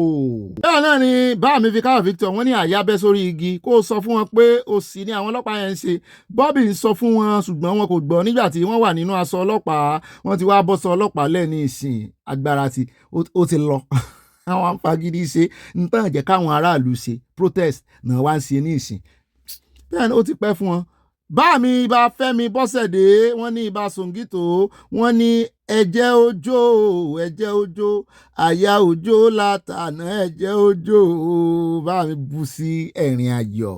Ìbà Fẹ́mi lóye MD USA, mo rí inú mi dùn. Mọ́ mi Olúfúnkẹ́ Fájimólú, mo ti padà dọ́dọ̀ yín. Wọ́n ní Bobby, I said in my last comment that Ṣèyí Mákindé is just wasting on your state money. Also Dàpọ̀ Abíọ́dún, bẹ́ẹ̀ ni tí mo sọ wípé mo bá yín falẹ̀ jẹ́ lì sí wọ́n ti confam ẹ̀yọ́ yẹ̀yìn mọ́ mi. Wọ́n ní kò ṣẹjọ́ lọ́wọ́ wọn, Tinubu ló fún wọn láyọ̀yọ̀. Àwọn arrange ti sọ wípé tí ṣe ìbá ń lọ ó máa sì ṣe, wọ́n á dẹ̀ fún lépè. Mọ́ mi ẹni kan mọ̀ fún lépè kan fi ilẹ̀ o. Bẹ́ẹ̀ náà ni Adétọ́nà Àìná, wọ́n ní Òbí akú ètò ẹbí aláyọ̀ tò ní Ọlọ́run á máa pa àlọ́ àti àbọ̀ yín mọ́ àti gbogbo ìdílé aláyọ̀ àmì o. Ẹ̀mí mímọ́ ló gbé Ọ̀gbẹ́ni Garus Galólówó Oòduà nation, no going back, á sùn láyọ̀. Ó yà mí náà lẹ́nu o. Bẹ́ẹ̀ náà ni at Michael Junior, wọ́n ní èmi tó yàn Michael, also known as Hallelujah láti Surulere. Ìbá agbọ́mà bí wọ́n mú ń jẹyìn, ó yẹ kí wọ́n pa gbogbo wọn dànù ní. Àwọn Boko Haram ló wà níbẹ̀, wọ́n dá ọgbọ́n ní ẹ̀wù ọ̀gá army tí wọ́n pàdánù bó ṣe sígbọ́nlẹ̀. Bẹ́ẹ̀ ni àtàdé tọ́lá iná, wọ́n ní akó ètò ilé aláyọ̀ tó ní Ọ̀gbẹ́ni Bobby Ọlọ́run nítò Ọlọ́run ẹ̀mí máa bá yín gbà mí. Àwọn ọmọ ológun òfurufú tó pa wọ́n ní ọjà yẹn ní Borno kò tí ì tó. Nígbà tó jẹ́ wípé àwọn aráàlú wọ́n ń bá àwọn agbésùnmọ̀mí gbé pọ̀, wọ́n ń ṣe wọléwọ̀de, wọ́n jọ ń jẹ, wọ́n jọ ń mu, wọ́n ní gbogbo wọn ló yẹ fún ikú o. Mọ́ọ̀mí Ọlápẹ́jú Okos, wọ́n ní we say no to Sharia law in Ògbómọ̀ṣọ́ and Yorùbá land. Àṣírí ẹ̀yin ẹni ibi ìlú Ògbómọ̀ṣọ́ kò ní bọ́ àmì, ọkàn yín kò ní balẹ̀ láṣẹ Èdùmàrè. Bami Ahmed Akinlabi wọ́n ní Bobby mú kí yín o bámi náà kí yín wọ́n ní ẹ bá ń béèrè lọ́wọ́ Àyàtú pé interview mélòó ni bàbá wọn Buhari ṣe fún ọdún 7 tí wọ́n bá yọ PRO.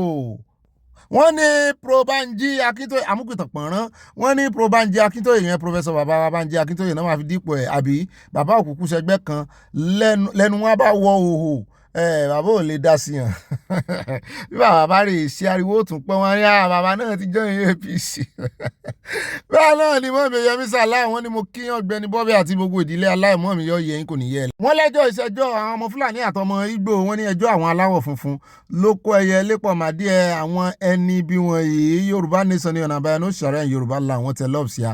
bẹ́ẹ̀ náà ni mọ́mí tó iná rè wọ́n ní Lagos is Igbo target all the time. Why burn Lagos down all the time? Wọ́n ń sí èrè ni àwọn tó jẹ́ wípé wọ́n ga ọ́ kíró àrí olódò rẹ́kàn jí láàárọ̀ làkàn ní we declare Yorùbá nation. Oh my God àmọ́ iyọ̀ ni. At White Timmy olórí ọ̀dọ́ wọn ní Ọmọyẹlé Sowore jáwé jura politician who constantly enjoys criticism of others negatively without tendering concrete solutions in assisting to solve the problems in that troubled nation. Nbo kò ní solution kankan lọ́wọ́. VDM ń fojú rẹ̀ gbólẹ̀ lọ́wọ́. Èmi ò mọ̀ pé òun náà bá Buhari àti Olódòdè ṣiṣẹ́ ní 2015 àbí time wo ni Buhari wọlé. Àwọn èèyàn sọ̀rọ̀. Bẹ́ẹ̀ náà ni Bámi Martins Adébọ̀wálé wọ́n ní Obi I can't stop laughing fire. At Toinori wọ́n ní ẹlẹ́mu ń get on. Èmi ò mọ̀ pé dé yín ni. Mọ́ mi kan sọ lánàá tí mi ò tètè get ẹ̀ mọ́ mi ò sí náwó. Mọ́ mi Grace Olùsọ̀tọ̀ wọ́n ní bàbá ńlá bàbá ìkanra ni arábìnrin yìí fi ń sọ̀rọ̀. Kí ni a ṣe fún àwọn ọlọ́jẹ̀lú ìlú Nàìjíríà? Ẹ jọ̀ọ́ ẹ ṣètò fún àwọn ará ìlú ìyà ń jẹ wọ́n. Ẹ jọ̀ọ́ àwọn tó dìbò fún yín kí ló dé? Ẹ jọ̀ọ́ ìlú kan náà làwa náà wà. Ìlú kan la wà yìí à ń ṣe ọlá níbẹ̀ kí ló dé ẹ ṣàánú wa ìyà pọ̀ lóòótọ́ náà ìjà o Ọlọ́run ọba mọ̀. Bẹ́ẹ̀ náà ni àti Toinori wọ́n ní Buhari say you will thank me later ṣáà mọ̀ táǹkì Buhari later báyìí ṣáà mọ̀ táǹkì torí ẹ̀ làwa ṣe ń sọ wípé gbogbo òpin ìyà náà rè kí ìjà dópin kógun Nàìjíríà tán ká kó ń bẹ̀ ọgbọ́n táwa náà ń ta sínú àwa ti mọ̀ pé Ààrẹ Olódòdè ò lè ṣe nǹkan kan tán dìbò náà wọ́n wà lára àwọn tán fọwọ́ aago sẹ́yìn tán tí ọ̀pọ̀lọpọ̀ wọn bí yà ṣíṣe pọ̀ tó náà wọ́n ti gbà pé wọ́n sì wá ń pariwo lólódòdè ọ̀pọ̀lọpọ̀ wọn ti ń pariwo ní ìsìn àwọn náà tì wá débi tá a dé ṣùgbọ́n Ọlọ́run ó wàá fi àánú yóò wàá fi rọ́pò fún wa látàrí wípé yóò jẹ́ kó lódòdè mọ̀ wípé àkọ́ àti kònú Nàìjíríà ti tó torí wọ́n ní bí àsìkò àti sú tó bá ti tó fúra ó là. Bẹ́ẹ̀ náà ni mọ́ọ̀mí Florence ó sì lè jẹ́ pé torí wípé Ọlọ́run ti mọ̀ wípé tá a bá lé èèyàn lókè lọ́hùn a lè mọ́ lè gba kínní Ọlọ́run ó lò lódòdè mo ní ìgbàgbọ́. Mọ́ọ̀mí Florence Aládé wọ́n ní Obi àtàyà ẹ kú ìrọ̀lẹ́ mọ́ọ̀mí mo kí yín o kí Ọlọ́run gbà wá lọ́wọ́ àwọn afẹ̀míṣòfò wọ̀nyí o Sowore ti forí jálẹ̀ agbọ́n o lórí ọ̀rọ̀ CSI 419 everywhere. Yóò dára fún àwọn àáfàá alálàáfíà àwọn ìyá ṣẹ́ Ìdùmarè no Sharia Yorùbá land wọ́n tẹ lọ́ọ̀bù sí a àti nǹkan ìpanu bẹ́ẹ̀ náà ni ẹja lọ tààràtàrà sọ́dọ̀ Mọ́ọ̀mí tó iná rìn wọ́n ní funny thinker ní àwọn ọmọ Ìgbò funny thinker tẹ́ jẹ́ rántí yẹn jáwé jura yóò bẹ̀bẹ̀ tán nísìn yóò sì tún dá ẹ̀ṣẹ̀ lé wọ́n bá kó gbé rẹ̀ tán nísìn yóò tún yàgbẹ́ mi ibẹ̀ gbé olómi. Mọ́ọ̀mí Olúbùnmi má dojú tì mí ojú òní tí wà láṣẹ Ọlọ́run wọ́n ní ó Bobby ẹ máa wo ìgbẹ̀yìn Sowore àfi tó bá dẹ̀yìn lẹ́yìn Sunday Igboho ṣá wọ́n tẹ lọ́ọ̀sẹ̀ àti nǹkan ìpanu eléyìí ò ṣetán àti dẹ̀yìn wọ́n sì ní ọmọ tí ń warùn kì ó ṣetán àti parun ni.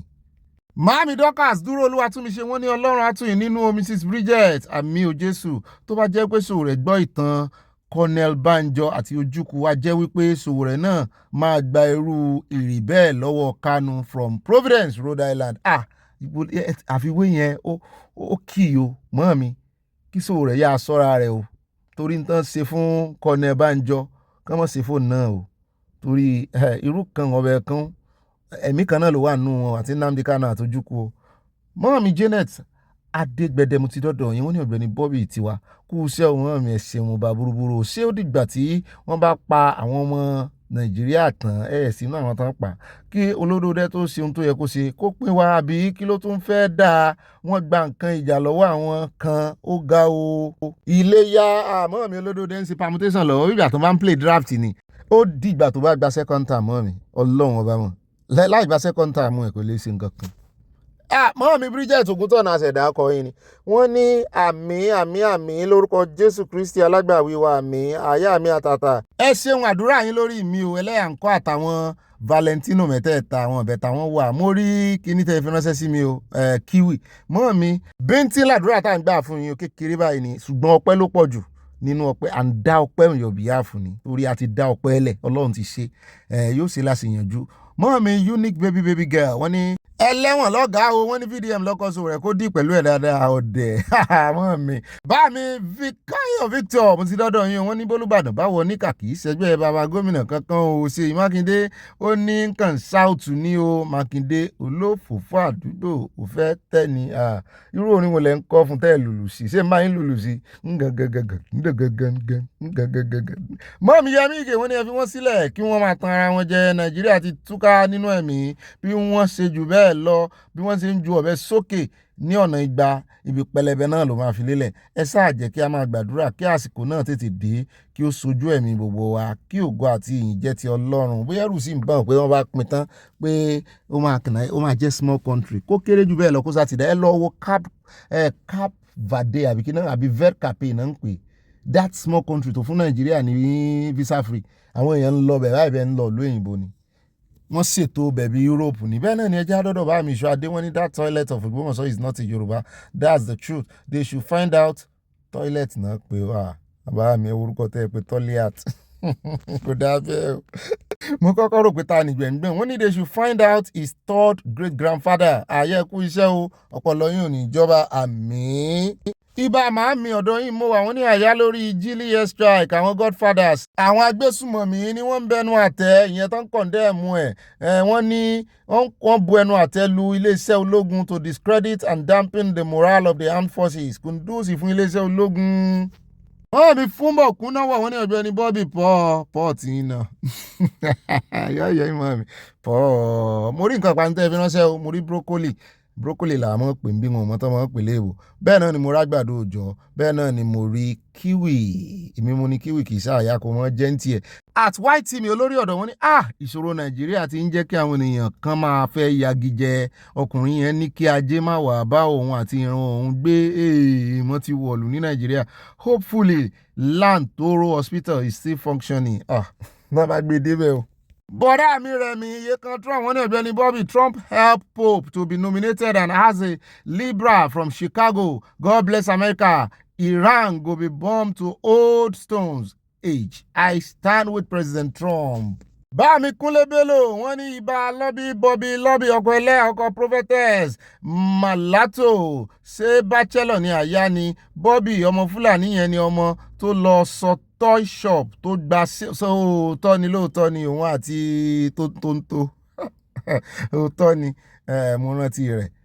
mọ́ mi mo súnmọ́lá olúwo tèmi nìkan wọ́n ní Bobby mi ṣe bí ohun tí Awólọ́wọ̀ rí nìyẹn Ojúkú sọ pé òun fẹ́ bá Haúsá jà ṣùgbọ́n ó kúrò ní ìlú rẹ̀ ó wáá fi ọ̀rẹ́ ṣe ibùdó ẹ mọ́ dá lóhùn ẹlẹ́tàn ní bó bá kúrò lọ́rẹ̀ tán kì í ṣèjẹ̀bù ní òbọ̀ sí ńlò Awólọ́wọ̀ ẹ wá ní kí Awólọ́wọ̀ má lo ọgbọ́n orí ẹ̀ bàbá yà àfọ̀gbọ́n wọ́n fi dà sí gbó wọ́n tẹ lọ́ọ̀sì àti nǹkan panumọ́ mi yóò dà fún pineapple yìí ó pọ́n dáadáa. ó yá ìrọ̀rùn la bá nígbà tá a dáyé ìrọ̀rùn la bá nígbà tá a dáyé ìrọ̀rùn la bá nígbà tá a dáyé o ìrọ̀rùn la bá nígbà tá a dáyé. yóò rọ̀ àlọ́run láṣẹ Ọlọ́run Èdùmàrè nǹkan ò ní le fún wa ó dá ìjókòó dédé mo ti ń retí yẹn ẹ wá nǹkan panu tẹ́mọ̀ fi sọ̀rọ̀ àjìyà bẹ́ẹ̀ náà ni ẹ wá nǹkan olómi tútù tàbí ẹlẹ́rìn dòdò olómi ọsàn ni bó sì ṣe olówó ń fadoro lifting tea ẹ gé lemon sí kẹ́ fi oyin ìgàn original ní kẹ́ fi sí o kẹ́ mọ́ sẹ́mu díẹ̀díẹ̀ kẹ́ mọ́ fi gbádùn ara yín kémi wá mọ́ gbé níbẹ̀ nínú gbogbo àkórí ìròyìn gbogbo bí tá ti mẹ́nubà gbogbo tí mo ní wọn ó gbé yín yà Ọlọ́run ni ibà gbé wọn débẹ̀ yóò gbé wa débẹ̀ mọ́ wọ̀rí ẹ mọ́ bẹ̀rù bus stop yẹn gangan ni ó gbé wa dé kò ní sáláì mọ́ gbé wa débẹ̀ kò sì ní gbé wa kọjá bus stop yẹn bẹ́ẹ̀ náà ni bọ́ bá dilẹ̀ báyìí bá wà bó bá dénú yín kí n tuntun sọ bọ́ bá dilẹ̀ báyìí bá wà bá dénú yín condition mẹ́ta náà ni terms and conditions bá pín kò lọ fà dọ́dọ̀ gbogbo àwọn olólùfẹ́ yín bó sì yọ̀bọ̀rọ̀ kó dọ́dọ̀ àwọn ọ̀tá yín náà all good and well torí wọ́n fi ṣéǹjì ni bẹ́ẹ̀ náà ni ìmọ̀ràn yín ṣe kókó kó mọ̀ ju 5 lines lọ́nà abala comment section ẹ mọ̀ bá tẹ like ẹ mọ̀ bá share. alákọ̀ọ́kọ́ nù ròyìn tòní ẹjẹ́ àyà ní Ògùn state peter tibọ́tán sọ wípé wọ́n ti pàpà yan ọ̀gbẹ́ni sẹ́nitọ́ Yayi Adéọlá Ọlámilékan Solomon gẹ́gẹ́ bí consensus candidate àwọn ò ní pinlẹ̀ ṣe primaries mọ́ nínú ẹgbẹ́ òṣèlú APC. Mo ní kò sí jà ń bẹ, wọ́n ní kò sí jà sẹ́mi fẹ́ kàn jà ni mo ní rárá. Mo ní èmi rò wípé àǹtí Ọbásanjọ́ Ìyábọ̀ mo rò pọ́n náà máa lò ní pé bóyá wọ́n á fi wọ́n lẹ̀kan sí primary school, nítorí pé mo ti ń gbọ́ táwọn ẹgbẹ́ APC kan ti ń sọ, àwọn ti Ondo àti tèkìtì tó ti sọ pé àwọn ò ṣe primary sí táwọn ò fẹ́ consensus o. Mo ló da ẹ̀sàmọ́jì òdìjà, ṣùgbọ́n wọ́n ní àǹtí Ìyábọ̀ wọ́n ní wọ́n ti bára jẹ́. Gómìnà ìpínlẹ̀ Ògùn ọmọọba Dàpọ̀ Abíọ́dún ti kéde pé Sẹ́nitọ̀ Solomon Ọlámilékan Adéọlá Yáyì ní olùdíje fún ipò gómìnà nínú ẹgbẹ́ òṣèlú APC nípínlẹ̀ Ògùn ní 2027. Mo ní straight into the State House ni. Ẹni kí ló tí mo sọ bí àwọn èèyàn láìkí ẹ. Ọjọ́ Ajé ọjọ́ 13 oṣù kẹrin ọdún 2026 ni Abíọ́dún fa Yáyì kalẹ̀ lásìkò ìpàdé àwọn alẹ́nulọ́rọ̀ ẹgbẹ́ APC nípínlẹ̀ Ògùn State. Nínú fídíò kan tí gómìnà Abíọ́dún ti kéde Yáyì ló ti ní ẹgbẹ́ ti pinnu lórí ẹni tí yóò ṣojú APC nípò gómìnà. Mo ní ṣé wọ́n àti ìgbà owó kíní tíkẹ́ẹ̀tì lọ́wọ́ àǹtí Ìyábọ̀. It gives a great pleasure and on behalf of all of you to congratulate Senator Adéọlá Ọlámilékan as our consensus, our unanimously selected, whichever way you want to put it, governorship candidate for the year 2027 governorship. I want to assure us, sir, I will not let you down. I promise to keep the flag flying. I promise to retain and maintain the unity, peace and progress that has taken place in Ogun State for the last 3 years and beyond. I can assure you I will not derail. I will not, the ship I'm about to take over, I will make sure that it does not derail. And by the special grace of God, I will do my best, my utmost best, to keep every member of our great party together. Ìyábọ̀ Ọbásanjọ́ juwọ́ sílẹ̀ fún Yáyì, ó lóun kò dupò gómìnà Ògùn mọ́ ní 2027, òun ò lọ́nà ẹgbẹ́ mi o. Bí ìpàdé àwọn ẹgbẹ́ APC Ògùn ṣe wáyé lọ́jọ́ Ajé ọjọ́ 13 oṣù kẹrin 2026 ọdún yìí, wọ́n kéde Sẹ́nitọ̀ Solomon Ọlámilékan Adéọlá Yáyì bí olùdíje tí ẹgbẹ́ fẹnu kò sí láti dupò gómìnà nínú ẹgbẹ́ APC ní 2027. Àwọn náà ti wá ń kíra wọn kú oríire. Wọ́n ní mo kí kú oríire, mo sì gbàdúrà pé yóò ṣe àṣeyọrí. Mo tún dúpẹ́ lọ́wọ́ àwọn àgbà ẹgbẹ́ wa pẹ̀lú tí wọ́n jẹ́ kó ṣeé ṣe láti kópa nínú ìgbésẹ̀ ìyànsípò náà. Àǹtí Ìyábọ̀ wa ń sọ wípé látàrí ìgbésẹ̀ yìí àwọn ò dupò mọ́, àwọn ti jọ̀wọ́ rẹ̀ fún ẹni tí oyè kàn. Sí gbogbo ẹ̀yin alátìlẹyìn mi káàkiri ìpínlẹ̀ Ògùn, mo dúpẹ́ gidi lọ́wọ́ yín fún àdúrótì yín tí kò yìn rìn ní gbogbo àsìkò ìrìn àjò yìí o. Àjọ máa tẹ̀síwájú pẹ̀lú sùúrù, agbára àti ìrètí ni mo ló ti ẹ̀dá, kò sí jà, kò sí ẹni tó ọ̀pọ̀ọ̀sì ẹ̀. Ṣé mo kò tẹ́yìn bá fẹ́ sí marriage wọn á ní ẹ̀mẹ́ta kọ́nà máa sọ wípé ẹni tínú rẹ̀ ò bá dùn sí wọ́n ní kò sẹ́ni tínú rẹ̀ ò dùn. Yáyì ló wọlé, àwa mọ̀ wẹ́n tí ẹgbẹ́ PDP ó gbé wá, a mọ̀ wo àwọn ẹgbẹ́ ADC náà bóyá náà wọ́n gbé èèyàn wá. Ẹjá kò bẹ́ẹ̀ já tẹ̀wájú. Ẹjá wá yà ní inú líìsì tí ìjọba gbé síta láìpẹ́ yìí pé àwọn 48 kan tó jẹ́ pé àwọn gangan ni wọ́n ṣe agbátẹrù fún àwọn agbésùnmọ̀mí, wọ́n ní 13 nínú wọn ti gbẹ́sẹ̀ lé dúkìá wọn. Àjọ SEC tó ń rí sí kátàkárà ọjà láwọn iléeṣẹ́ ti gbẹ́sẹ̀ lé dúkìá afurasí 13 tó ń ṣagbátẹrù fún ìgbésùnmọ̀mí lórílẹ̀‐èdè Nàìjíríà. Àwọn èèyàn sì ti ń sọ náà wípé kán tètè gbẹ́sẹ̀ lé.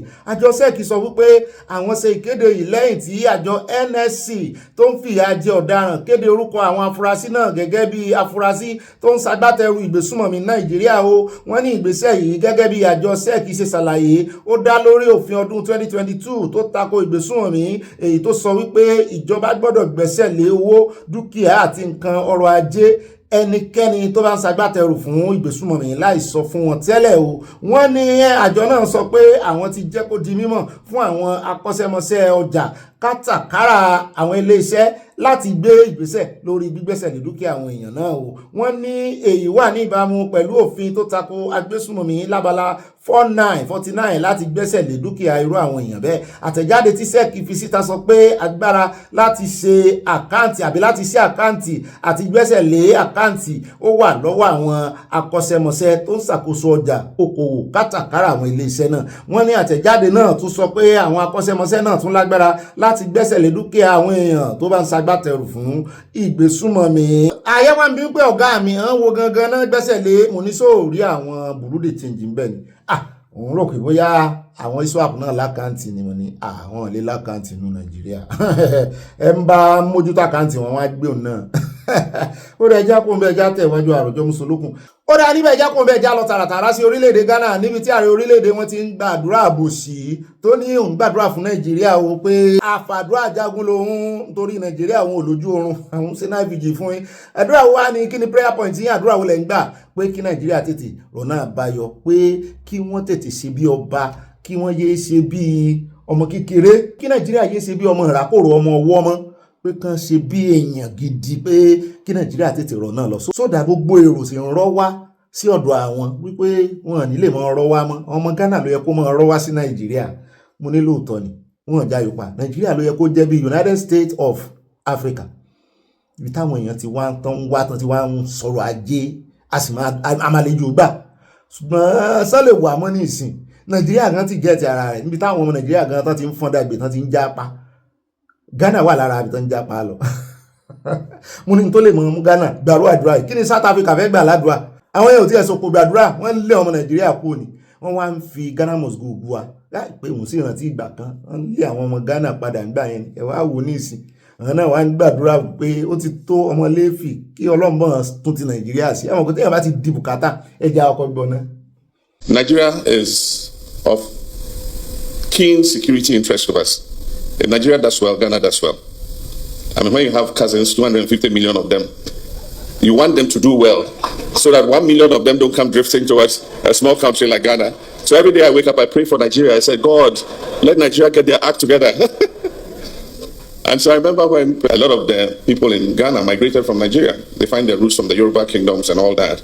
And so the Ghana people and all, migrated from Nigeria. And so òun náà lẹ́gbọ́n yẹn o ṣe rí wípé ó lágbára lára Nàìjíríà bí ìgbà tó yẹ pé ògo tí wọ́n expect Nàìjíríà rí lò Nàìjíríà ò tí ì rí ògo yẹn lò bí kéèyàn bímọ nínú ilé kan bímọ 3 àbí 4 kan wá máa wojú firstborn àpé firstborn yìí ló máa tètè dìde ló máa rán àwọn yòókù rẹ̀ ní kí firstborn náà wá máa ṣe bí ẹ̀dùn àrìnlẹ̀ kó mọ́ tètè lọ ńlẹ̀ kan kíyàwó á máa jẹ àwọn yòókù kan wá máa fi sọ̀rọ̀ sí firstborn nílé wípé ó yẹ kẹ́ ti lọ lé ọkọ ẹ lọ lé ọkọ tó bá jọkùnrin ni ó yẹ kẹ́ ti má rí ẹ má rí kẹ́ ẹ múyàwó wálé ẹ rí kan sí kan màámi ló tún bọ yín àwọn ọmọ burúkú kan wá màámi ló tún bọ yín ẹjọ́ ẹ kóra yín kúrò nínú ilé kẹ́ ẹ já ríran rọ kan firstborn náà wá lọ kájọ a máa sunkún yọmọ lọ program yọmọ lọ church yọmọ lọ revival wọn a máa ṣe program fáwọn firstborn ẹ mọ bá ń bẹ wọn ní bọ́rọ̀ Nàìjíríà ṣe rí nìyẹn ẹni mo ti lọ program orí mi ti pa ẹ mọ̀ ṣe kò sí program tán ní àwọn firstborn ló ládùúrà yìí Nàìjíríà ò rógbò ọmọ tó gbàdúrà yìí kò dá léèyàn gbàdúrà fún country gbàdúrà fún Nàìjíríà ẹ mọ̀ wípé tí ìṣòro bá dé tó bá dojú ẹ ọ̀hún gbàdúrà fọ́ta rẹ̀ pé kọ́lọ́run jọ kó tètè sí náà fún ọ̀tá rẹ̀ kó mọ̀ rojú ráyè tiẹ̀ mọ́ kó sínà fún kó ẹ̀ kúrò ní agbègbè rẹ̀ fún jurisdiction rẹ̀ kó ẹ̀ kó ń bẹ̀ àbẹ̀ ẹjọ́ sí ṣọ́ọ̀bù ni ẹjọ́ sí ṣọ́ọ̀bù sádùúgbò tí wọ́n wá fẹ́ mọ́ tó wá fẹ́ mọ́ tí òjò ta ẹ mọ̀ pé ní tí máa ń mú àwọn ìyàlájẹ gbogbo òun ẹ mọ̀ pé ní tí máa ń mú àwọn ìyàlọ́jà tó júbọ lẹ́nu wọ́n máa ń lera wọn lérè ni ó dénú ṣọ́ọ̀bù rẹ̀ nígbà míì báyìí ó bá ẹbọ kàǹkà tí ń kagún láyà wọn ju ṣọ́ọ̀bù rẹ̀ wọ́n fẹ́ lé ọ ń bẹ̀ ní wípé ó jẹ́ kí kọ́sítọ́mà wá wọn wá tàbí kí wọ́n á ná àná bọ̀ fún ọ. àwọn kọ́sítọ́mà tí wọ́n máa ń mu ọtí lọ́dọ̀ rẹ̀ tẹ́lẹ̀ tán tí wọ́n jẹja jẹpọ̀ mọ́ ó kàn mọ́ rí wípé wọn níyà lọ́dọ̀ rẹ̀ iwájú ṣọ́ọ̀bù tí ó kàn rọra ń taṣẹ sí oní láìlọ́n ọlọ́ra ṣe sí pélébé ibẹ̀ náà mọ̀ yà sí wọ́n sì ń ta bí àwọn ta nǹkan ńlá wọn kàn níyà lọ́dọ̀ rẹ̀ mọ́ ó dẹ̀ ẹja kú ń bẹ́ ọ̀rọ̀ Ghana àti Nàìjíríà ọlọ́ni wà ẹjọ́ ẹja wáyà lọ́dọ̀ àwọn ẹgbẹ́ Arẹwà youth president wọn ìyẹn president àwọn ọ̀dọ́ nínú ẹgbẹ́ Arẹwà wọn náà ganu sí máìkì wípé Ààrẹ Olódòdó àwọn ń bọ̀ wá kí n sílé o kí lẹ̀ ń bọ̀ wá ṣe wọ́n ní àwọn ń bọ̀ wá fẹjọ́ ẹni tó jẹ́ deputy speaker àti deputy senate president ń bọ̀ wá fi sun Ààrẹ Olódòdó mu ni kí náà ṣe fún tiẹ̀ wá rí senate president náà tó ń fà lọ́wọ́ báyìí tó ń fà gòkè kan ló ní àrùn jẹjẹrẹ mu ni ẹ wọ́n pèpè púpẹ̀ sórí ẹni ẹlẹ́ni o iṣẹ́ Akpabio ti wá dàgbà tó báyìí wọ́n lóun náà wọ́n ti gbẹ́nu lé 70 something wọ́n wá ń fà gòkè báyìí wọ́n sì rí sinmi ńlé wọ́n sinmi náà síbá ọmọ wọn náà máa ti sí ojú òpó síbá ọmọ náà máa ti síbẹ̀ ọmọ wọn náà lọ́wọ́ náà padà bọ̀ wá rúlu àwọn ọmọ nàìjíríà tẹnu wọn òkò ẹjẹ́ àgbọ̀rọ̀ lẹ́nu president àwọn arẹwà youth wing wọn ní they are demanding that the speaker Tajudeen Abbas speaker ni o kì í ṣe deputy speaker but deputy senate president wọn náà fẹ́ impeach kí ló ṣẹlẹ̀ ẹjẹ́ àgbọ̀ lẹ́nu rẹ̀ wọn náà fẹ́ bẹ̀rẹ̀ protest o kọ́ bá ń sọ fáwọn ọlọ́pàá o ẹ̀yìn àwọn ni káwọn ọlọ́pàá wà o. The attention of all the entire northern Nigerian youth for a peaceful massive protest on the 17th of April that will happen here in Abuja. We will march to appeal to the President Bola Ahmed Tinubu on the issue of insecurity that is developing the northern Nigeria, most especially those who are benefiting the quarter of northern Nigeria, Speaker Tajudeen Abbas and Deputy Senate President. Ba mu san me Speaker Tajudeen Abbas yake yi ba, shi sa muke son mu yi wannan gangami na zanga-zanga da damu haɗu wannan 17 ga wannan wata Juma'a mai zuwa daga Alhamis zuwa Juma'a mai zuwa wanda damu yi wannan zanga-zanga na irin kashe mu da ake yi a arewa. Shin arewa da mu zo na shiru ne ana kashe mu ko kuma ya kamata mu fito mu yi magana? Muna gaya muku mu ba yanzu ba tsoro bana tare da mu saboda ko mun faɗa da mu mutu ko mu faɗa ba da mu mutu. So yanzu za mu faɗa in kun ga dama a fito a kama mu a kulle mu ba mu damu ba. Da mu magana da mu fito mu yi zanga-zanga muna kiran coordinator mu ku fito mu da mu dauka nauyin ku muna da kuɗin da mu sponsor protest din we have the money that will sponsor the protest da mu sponsor the protest din saboda muna son shugaban kasa ya sani akan cewa ga abin da yake faruwa a arewa so wannan kira na zanga-zanga ne ku fito daga Alhamis dan 17 ga wannan wata zuwa Juma'a 17 ga wannan wata ku fito kai ba kuma da mu ba zanga-zanga ne saboda arewa mun dinga zama shiru kenan ana kashe mu kaman kyashi fi sabilillahi ina kira dai ku fito wannan kira da nake ba ko bane ku fito kawai domin zanga-zanga ya kamata mu yi na lumana saboda ta tutu ya bar wannan wurin zaman shin nan barau jibril shi na bar wurin zaman shin nan a cire su a wannan matsayi. Ó náà lẹ ti gbọ́ yẹn òwe wípé àfihàn joyè àwòdì wọn lè gbẹ̀dí yẹ pé sí ààrẹ olódòdó wàá ṣe dáadáa fáwọn tó ní pé ọmọ haúsá náà ipò olórí gidi náà wà yẹn náà number 4 ó ní the 4th person and the 5th person kọ́hún ní gbogbo orílẹ̀-èdè náà máa ń kàlé ní èjì ẹ̀ta ẹ̀rin ẹni tó wá number 3 gan ni ó ní speaker haúsá ni pé kí náà ń ṣe lórí ọ̀rọ̀ haúsá lórí ọ̀rọ̀ insecurity pé àwọn ò rí láríjà wọn ẹjọ́ àpòǹbẹ ẹjọ́ àyà lọ́dọ̀ bọ̀dà Àtìkù níbi tó ti ń fi ẹjọ́ VP ààrẹ olódòdó ẹ̀jẹ̀ Sẹ̀tìmà tó fi ń sun ọmọ Nàìjíríà tó sì fi ń sun ara rẹ̀ ó fi ń sun ọ̀gá rẹ̀ wípé kìlọ̀ fún ọmọọṣẹ́ rẹ̀ ó ń sọ̀rọ̀ sí mi ò kí ni Sẹ̀tìmà sọ tó múnú bí bọ̀dà Àtìkù wọn ní Sẹ̀tìmà tà sí wípé gbogbo ìgbà tó fi jẹ́ vice president wá nawọ́ kó nàka sí nǹkan kan tó ṣe fún Nàìjíríà tó jẹ́ kí Nàìjíríà náà ṣoríire tí wọn náà lè tọ́ka sí náà èèyàn ó sì máa yìnyàn sí pé wàá sọ wípé kàkà bẹ́ẹ̀ ṣe ló ń léwo ó sì di president kiri ọ̀gá rẹ̀ mú ti kú lórí ipò ó ti fẹ́ gbapò rẹ̀ ó ní Àtìkù wá dá lóhùn wípé it's not your fault pé àwọn disrespect èèyàn pé àwọn disrespect èèyàn nílẹ̀ Haúsá ni wọn ò bá disrespect rẹ̀. Àtìkù slam Shettima for asking for scorecard as VP. Wọ́n ní the controversy stems from report that Mr. Shettima challenged Àtìkù to name 8 projects he executed for the development of the northern Nigerian during his 8-year tenure as vice president. Bó wá fẹ́ di president nísìn pé ilẹ̀ Haúsá gbogbo àwọn ilẹ̀ Haúsá kọ́ làwọn fẹnu sí as well as 8 individuals he empowered while in office. Mo ní ó mọ̀ empower Buhala wọn ṣe catapult sẹ́yìn ààrẹ olódòdó ẹni bí ìbá ṣe ọpẹ́lọpẹ́ Àtìkù Buhala kò ní rógòlò lọ́dọ̀ ààrẹ olódòdó náà ló sì wá padà bú ọ̀gá rẹ̀ pé ọ̀gá rẹ̀ ò lè rógòlò gẹ́gẹ́ bí president pé wọ́n yan àyànmọ́ president wọn. Responding in an interview on Sunday with the GTA House podcast anchored by Yusuf Eran, Àtìkù argued that his seniority and extensive experience in the civil service place him above such confrontation with Mr. Shettima. It is not part of a tradition in the north to disrespect elders. You cannot look at someone who is senior to you in both age and accomplishment and start taunting him. That is not our tradition. So I won't engage with him. Àtìkù ló sọ bẹ́ẹ̀ pé ó rí òun fi gbogbo ọ̀nà ló ń fi jùlọ. Àtìkù served as Nigeria's vice president from 1999 to 2007, náà ló 8 years under President Olusegun Obasanjo, a founding member of the People's Democratic Party, Ẹgbẹ́ tó ti tú, and he served as head of National Council on Privatization, which oversaw the sale of hundreds of state-owned enterprises during the early 2000s. Tó jẹ́ kó náà rà ń bẹ̀. Àtìkù's political career is defined by his persistent pursuit of presidency. He has contested for the office multiple times in 1993, 2007, 2011, 2019, and 2023 from different party platforms. Yóò sì tún contest báyìí. Wọ́n lè náà wá fi ń bú. Ó wá ní wọ́n fi bu ara bọ̀ wípé ká láwọn mọ́ sọ̀rọ̀ òdì sí ìyàn ni nílẹ̀ Haúsá pé òun ó dá lóhùn ṣùgbọ́n kò sáàyè bóun ó ṣe di ààrẹ lòun lé kiri o.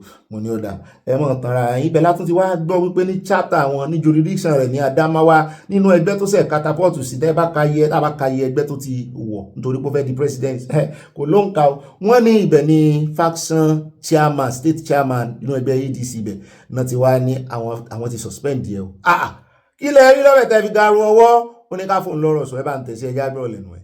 The leadership of the ADC in Adamawa State hereby announces the immediate suspension of the following individuals from the party.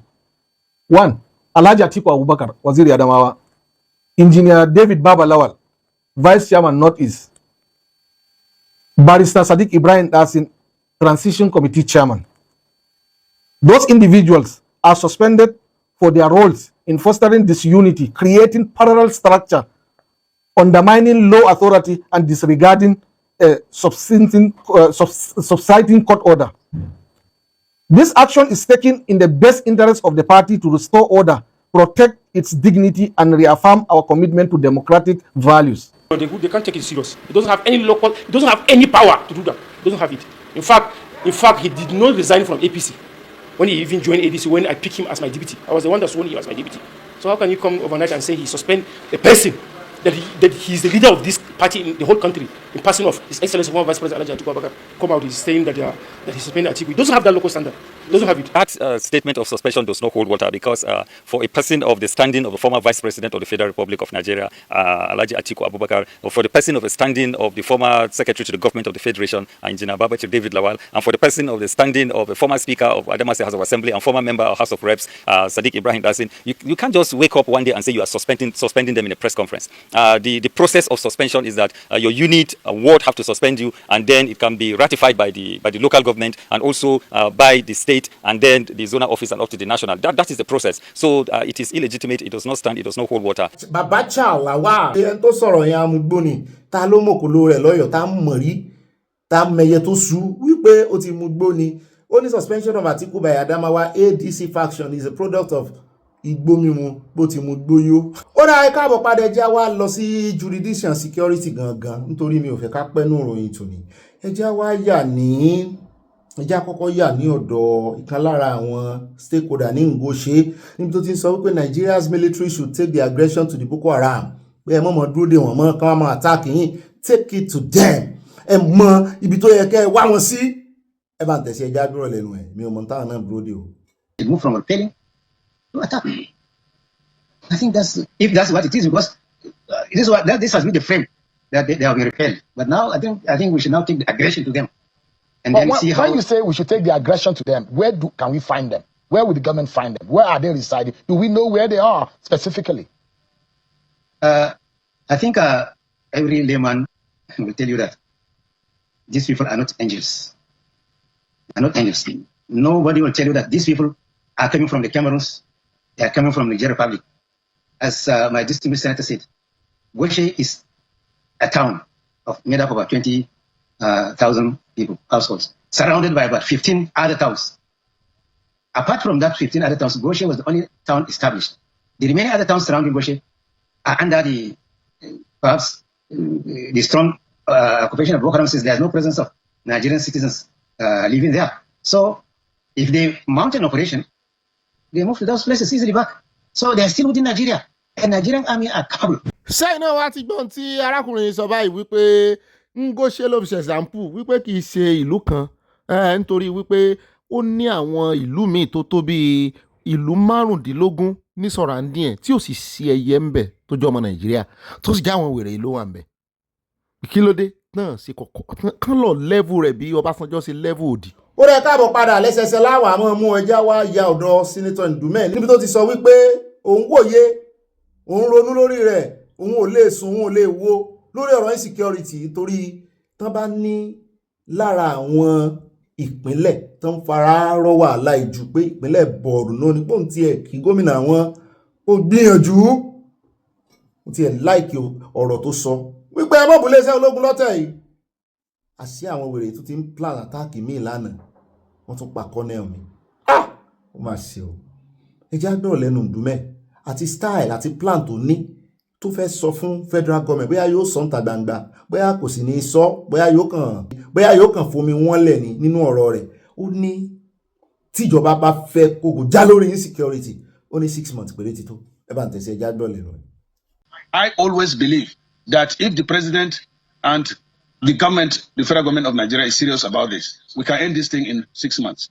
All we need is to train our soldiers. We equip our soldiers, arm them very well, and then motivate them.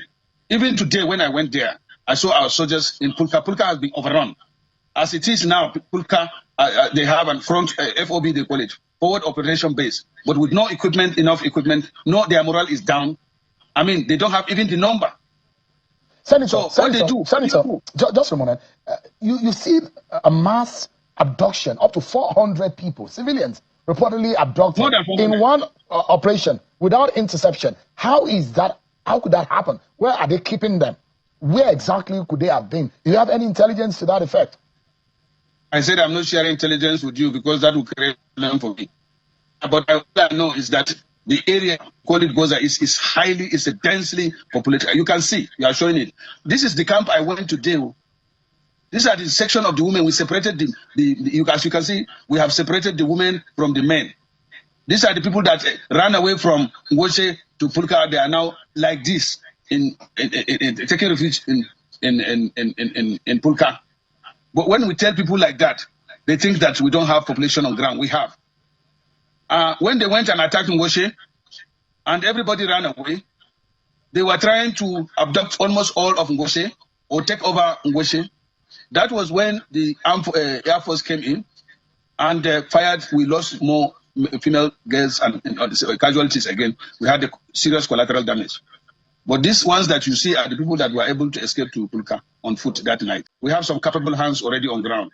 All they need is equipment, ammunition, and motivation. We don't have enough drones. Look at what Burkina Faso is doing. It is technology. We can use technology to finish or minimize this thing within the shortest possible time. If you deploy drones, we have our youths that are specialists in this and in fact are designing drones. And we deploy enough drones and have trained people to do it. We have command centers. In that Borno, if you deploy surveillance cameras everywhere, you can see anything that is happening. In these days, we can even put surveillance camera that can go up to 100 meters. You can get these products off the shelf.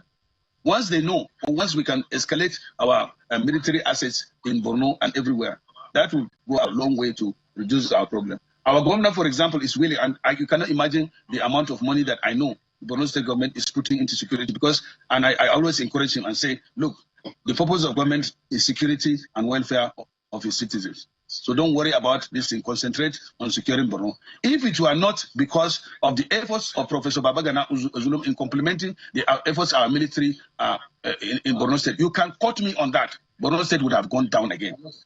But thank God this man is not sleeping. In fact, today when another incident happened elsewhere, yesterday it was in Jili. Today we had this threat in North Borno.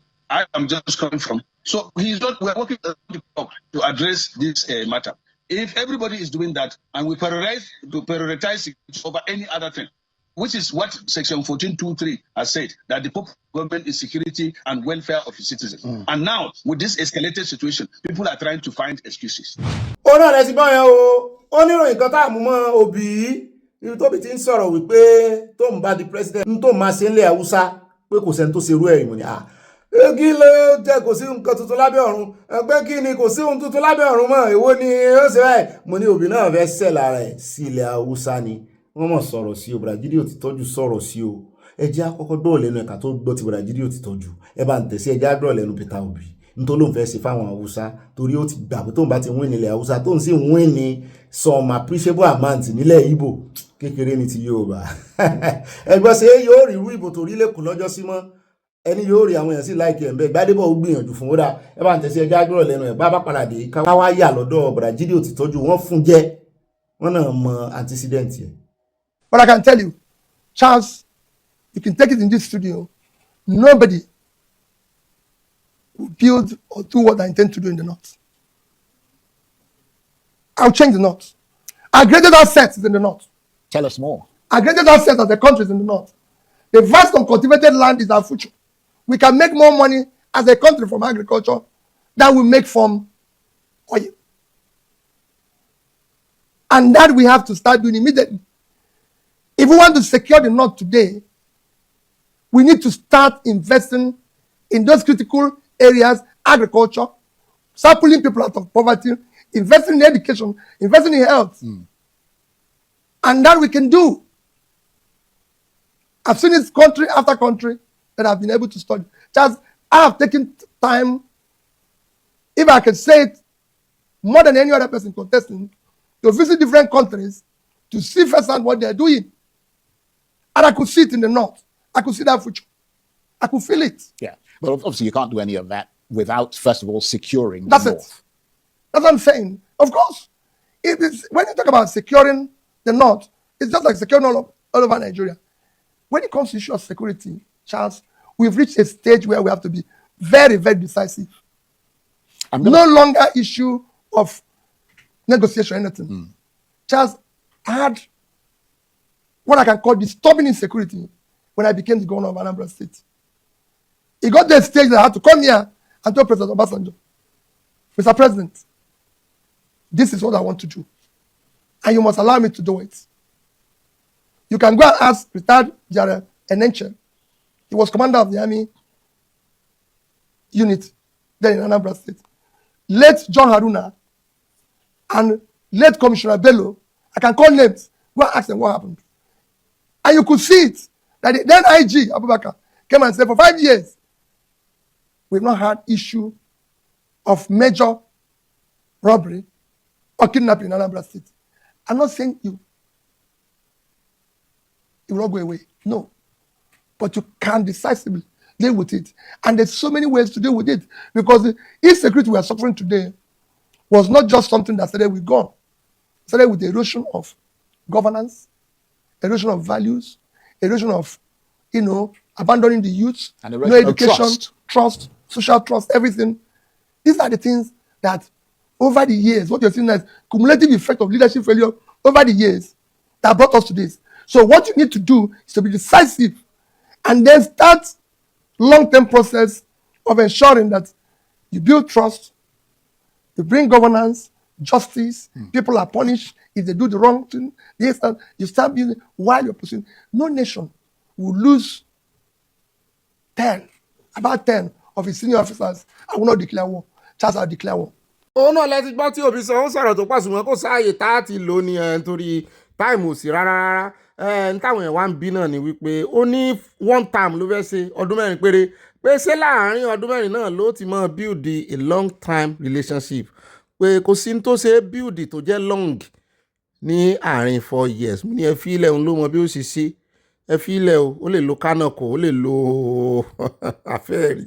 ó rẹ káàbọ̀ padà náà lẹ ti gbọ́ yẹn ọ̀dọ́ Bùràjídé Òtítọ́jú là ń lọ báyìí oníbi tó ti ń kó fún Peter Obi wípé kó mèjọ́nu pé kò láwọn èrò gidi lẹ́yìn iṣẹ́ tó fẹ́ ṣèjọba rẹ̀ ló ń kó tọ́ọ̀gì kiri wọ́n sì mọ̀ bú àwa Yorùbá pé àgbèrò ní á pé tí wọ́n gán ju tàwa Yorùbá lọ pé tọ́ọ̀gì ní á mo ní kán mọ̀ bú a ṣé bá ti ń gba yìí níta gbangba bẹ́ẹ̀ rí pé nínú ọ̀rọ̀ president wọn ní Ghana ẹ rí pé ọ̀rọ̀ Yorùbá tún jẹyọ ńbẹ̀ ibi tẹ́ ti mọ̀ nìyẹn pé iṣẹ́ gbọ́ pé Yorùbá ní problem rí ó dẹ̀ tún acknowledge wípé àwọn kan migrate wá láti ilẹ̀ Yorùbá wọ́n sì jọmọ Ghana nígbà tó wá lọ́jọ́ sí ibo ló ti wá jẹ oyè ebi nífẹ̀ẹ́ ni àlàáfíà wà kọ́mọ Yorùbá bá lóun ó jọba gan wọ́n recognize ẹ̀ kò sí ìran ọmọ Ìgbò ní Ghana kò sí settlement wọn ń bẹ̀ tó so gbọ́ ọmọ Ìgbò tí ń forí jánu kiri ẹwọ́ àwọn Yorùbá náà ń jọba community Yorùbá wà ń bẹ̀ tí Ghana sì fọwọ́ sí kò tán bí ó tán Yorùbá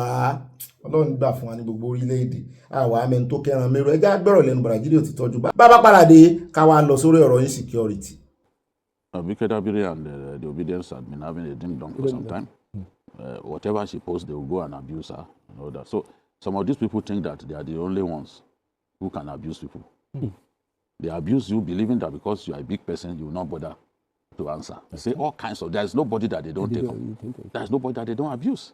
You post something, maybe you saw something somewhere and you just forwarded it on your wall. People who have come to your wall, will now be abusing you They believe that because you share that thing, it must be what you believe in. But these are illiterates that we are dealing with. I'm sure you get things like that too. So sometimes we post things, not because that's our opinion, but to stimulate discussion. Yes. What kind of people are we dealing with that they now conclude that once you posted it, it must mean that you believe in it? In any case, if I believe in it, what is your business? I have a right to my opinion. Yes. So you now come to my wall and be abusing me. And some of them, they've locked their own wall. You can't even send them message, you can't do anything. But they have the guts to come to other people's wall and be abusing people. So I just think that Abike Dabiri got frustrated. She just felt that, okay, she could not take it anymore. And don't forget, even Soyinka said the same thing, that Peter Obi should rein in his supporters. But the last person who will try to rein in those people is Peter Obi himself. Peter Obi, who is reluctant to even criticize some violent combustions happening in the southeast. He will keep quiet, he will behave like he was not aware. And it's not the only person behaving like that. If something is wrong, you talk about it. But if it's somewhere else, you'll be the one shouting on the rooftops. But if it happens in your own part of the country, you behave like you are not aware, that you are deaf to what has happened. So this is not fair. Abike Dabiri insists that even as a public official, she has the right to answer people who abuse her. She said these are people who eventually lead to Obi's downfall. I do not know whether that is exactly correct. I don't know. The only thing is, they've said that if Peter Obi won't be the presidential candidate, then he must not contest. We don't know yet whether any party will make him the presidential candidate or whether he will step down from the position that he was in 2023 and become deputy to a presidential candidate. We don't know yet. We don't know yet. And if he decides to do that, I don't believe that even that could lead to his downfall. It is his choice at the end of the day. I think that at the end of the day, he may not even do what the obedience wants. But now here, what Abike said, Peter Obi has actually raised monsters. By God's grace, at official bat, we win the 2027 election. When is the turn of the Southeast? And who knows? If the Lord falls on him, I hope he knows that these Obingos and obedience will ironically be his downfall. He needs to call them to order. She also defended her decision to engage critics online. She said, this is my personal account. So because I'm a public official, I should keep quiet to rather of Peter Obi's toxic obedience.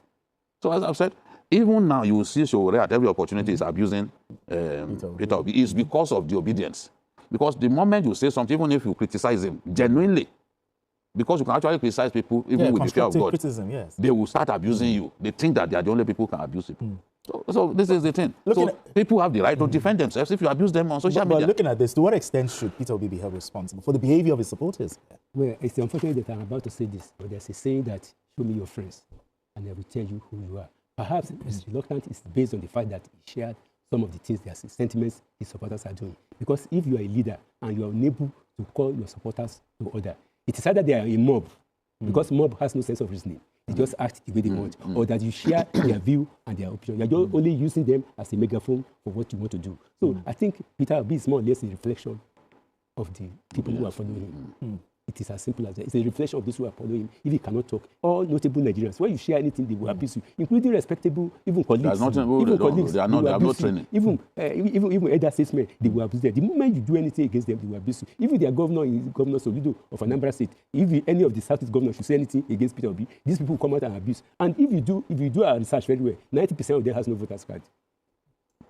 Okay, but on the issue of Abike Dabiri, she used some choice words. As a public official, he has every right to her personal and individual opinion. Yes. And the mere fact that you don't think she crossed the line with the choice of words? I don't think so. It's because as a public official, it does not mean that you must put your head on the table for people to cut it every time. Abike Dabiri has every reason to defend herself. And when you are trying not to talk and people put their hands in your mouth, you have to bite them. You bite them now so that they don't come back. You have to bite them. When you bite them, they won't come back. If you make a habit of poking your hand into my mouth, once I bite you, you know that you are not supposed to come back. It's just like a child playing with lantern. Okay, lantern. Putting a hand on the lantern. One day, the father will press that hand so that he will not come back. Never come back again. People who are pushing for military rule. They never saw military rule. What do they know? And they are not prepared to learn. They are origin people. Most of them even have no voters card. You'll be surprised. Ó dá o, náà lẹ ti gbọ́ lẹ́nu bọ̀dà Jídé ó ti tọ́jú wọ́n sí àtẹnumọ́ tó ṣẹlẹ̀ láàrin ìkan nínú àwọn obedient tó ń pè lóbìdíọ̀tì nítorí àǹtí Àbíkẹ́ Dábírí àwọn òfojúlélẹ̀ fún wọn rárá àwọn gbàgànjẹ fún wọn ṣùgbọ́n ibi tán wá parí ẹ̀ sí níbi tán ti dárúkọ wípé ọ̀pọ̀lọpọ̀ wọn gan wọ́n ń pè fún kí wọ́n gba ìjọba lọ́wọ́ Ààrẹ Olódòdẹ pé kán fipá gba ìjọba. Òun ló wá mú mi rántí ìròyìn àfikún nínú àkórí ìròyìn ẹjẹ́ ń sáré kà mọ́ níbi tá a ti gbọ́ tán sọ wípé àwọn abẹnugan lẹ́ẹ̀kan lóko nílẹ̀ Yorùbá wọ́n kóra wọn jọ wọ́n ṣe Yorùbá Assembly Forum. Mo ní kí ní jẹ́ bẹ́ẹ̀ wọ́n ní summit ní bí ìpàdé bí ìgbà tí UN United Nations bá ń ṣe summit. Mo ní kí náà sọ ń bẹ̀ wọ́n ní wọ́n dúró ti rí i pé ọ̀rọ̀ tá a sọ wípé wọ́n máa fẹ̀ lójú láìpẹ́ yìí tí bọ̀dá Ṣẹ́gun Sówùmí tó sọ tó ní kán jẹ́ kí everybody lọ kán dismember tó bá ti jẹ́ wípé wọ́n fò Olódòdẹ tó bá ti jẹ́ pé wọ́n fẹ́ mọ̀ halẹ̀ mọ́ Olódòdẹ òun ló wá dífá ohun tí Yorùbá summit náà tó dálé lórí tán náà gbóhùn sókè wípé àwọn ò ní gbà kéèyàn kankan kó tọwọ́ bọ Ààrẹ Olódòdẹ lójú pàápàá jùlọ wọ́n fẹ́ lo ọgbọ́n àlùmọ̀kọ́rọ́ yìí láti da ọwọ́ Yorùbá délẹ̀ àti láti gba ìjọba pé wọ́n fẹ́ end nǹkan pè ní democracy wọ́n ń halẹ̀ pé ọ̀pọ̀lọpọ̀ wọn sì rèé ọmọ Fúlàní ni wọ́n pé nítorí ẹ̀ làwọn ṣe ń ṣe ìkìlọ̀ ní kíkan wípé n tó bá mú wọn dáwọ́lé àtẹlẹ́yìn tó fèèlì àti míì tí wọ́n ń dáwọ́lé àti bọ́n ṣe jẹ́ kí ìjọba Olódòdẹ gbádùn kó rí mú mi nítorí à ń lọ sọ́dọ̀ Akpabio lẹ́yìn ìgbà tí n bá fún yín ròyìn tán tó náà sọ nìyẹn ó sì sọ̀rọ̀ lórí Professor Amúpìtàn náà gbogbo tó sọ àgbọ̀ lẹ́yìn ilé ìṣùgbọ́n ẹjẹ́ ń sáré jẹ̀yìn lábọ̀ lórí ìròyìn ilé. Wọ́n ní the Yoruba Assembly has issued a stern warning against any attempt to undermine Nigerians' democratic order, declaring that the Yoruba people will resist any unconstitutional takeover and may instead consider a peaceful dissolution of the country if democratic governance is threatened. Wọ́n ní position táwọn wà lélẹ́yìí mo ló ti ẹ̀dá abẹ́ àwa náà ti ń retí position yìí gbogbo ariwo tá à ń pa tẹ́lẹ̀ tán ní agbẹnusọ àsórí position ilẹ̀ padà sí mi sọ fún wípé kò sí Yorùbá tí ò ní ìmọ̀lára òmìnira ìmíì kò tí ì ká wọn lára ni ṣe rí pé wọ́n ti wá play politics yẹn dójú àmì báyìí wọ́n ti play káàdì wọn débi wípé the only thing tán lè fi dúkùkù lajà mọ́ àwọn ọ̀tá wọn náà ni wípé everybody ó lọ lọ́tọ̀ọ̀tọ̀ ni ọ̀dọ̀ wọn fi peaceful sí ẹni tó jó lórí ibẹ̀ Mr. Ọ̀ṣun wọn lòun ló pàkíyèsí àwọn èèyàn sí ó ní I have a very simple duty today to let every Nigerian know that tí wọ́n bá ṣe mọ̀nàmọ̀nà tán náà fẹ́ dojú ìjọba democratic ìjọba àwa ara wa délẹ̀ wọ́n ṣe bí ẹni pé wọ́n ń gbèjà Tinubu wọ́n ń gbèjà democratic system ni. Only let me state from the start that we first conceived this summit when it broke that some arrests of serving security officers were effected by the authorities on suspicion of planning to subvert the federal government and the democracy now in place. Only while acknowledging perfection in Nigeria's democratic system, the group insisted that democracy remains the best option for governance. Why admitting that our democratic practices pé kò tí ó sì mẹ́ oníṣùgbọ́n àwọn onígbà kí èèyàn kankan kí wọ́n da ìjọba lójú délẹ̀ pé kàkà bẹ́ẹ̀ Yorùbá à ń lọ́nu wo ó ní Yorùbá ń lọ́nu wo ó ní Yorùbá ń lọ́nu wo ó ní gbogbo àwọn táwọn diaspora àwọn tó wà nílé ó ní ká fọkàn sí òun ní ó dáa ṣé géèmù lẹ́yìn náà ń play Ọlọ́run ó kù mú yín wọ́n fún yín lọ́rùn débi wípé ní option dan kẹ́ dissolute peacefully bí ó ṣe jẹ́nu torí àwa náà mọ̀ pé géèmù lẹ́fẹ́ fi play ṣùgbọ́n Ọlọ́run ó wà ṣe débi wípé àwọn tó ń bá yín ṣe yìí wọn ò ní fi ṣe ní géèmù wọn á tì yín débi tó jẹ́ pé the only option fún yín náà ni to dissolute rí wípé mo ti sọ àbí a ti sọ èèyàn kan ìjáwádé ẹ mọ́ bínú ewu ni mo ti sọ sẹ́mi nìkan mo wà bí ni ẹ mọ́ bínú jàre ó jábọ́ ni rí pé a ti sọ lórí ìkànnì wípé kò ní ìdí ká dá sí nǹkan kan wọn fúnra wọn náà yanjú ẹ̀.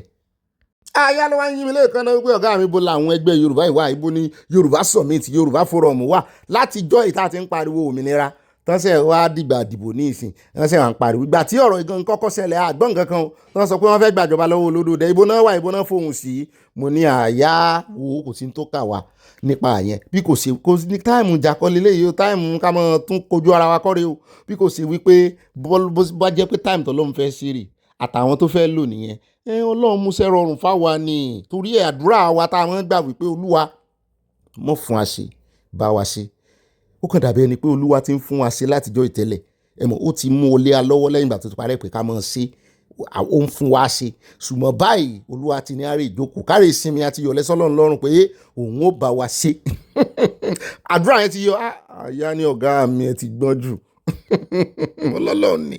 ó dáa ní báyìí já wá sáré yà lọ́dọ̀ senate president mi ò rí pé nǹkan kan ṣe wọ́n lára rẹ̀ yá mi ò rí pé nǹkan kan ṣe mọ́ gbàdúrà fún senate president yín o. ó dáa ọ̀rọ̀ tó sọ náà ni ọ̀rọ̀ méjì náà là á mú lónú ọ̀rọ̀ rẹ̀. alákọ̀ọ́kọ́ ó ní gbogbo dàrúdàpọ̀ tẹ́ ń rí ó ní gbogbo tó ń fogun ja nàìjíríà tó ń pọ̀ ọmọ nàìjíríà tí insecurity tó wá gbòde kan tó ń fojoojúmọ́ tó fi ń ṣẹlẹ̀ ó ní wọ́n fẹ́ bá ìjọba olódòdó jẹ́ ni. ẹlẹ́ẹ̀kejì bẹ́ẹ̀ ó sọ̀rọ̀ nípa amúpìtàn ó ní kó tiẹ̀ jẹ́ wípé amúpìtàn ló kọ tweet yẹn lóòótọ́ ó ní kò dárúkọ ẹgbẹ́ kankan bẹ́ẹ̀ kò dárúkọ ẹgbẹ́ APC kò dárúkọ ẹgbẹ́ PDP mo ní ó ga o lẹ́yìn tí Gumi ń ké sí wípé kẹ́ ẹ wá bò ń probe amúpìtàn wọ́n ti dá Gumi lóhùn. He was even able to capture the fact that Nigerians cannot do without you in 2027.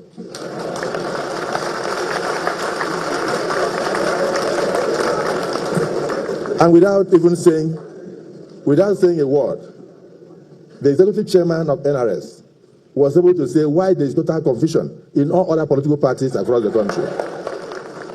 And they will come to blame you.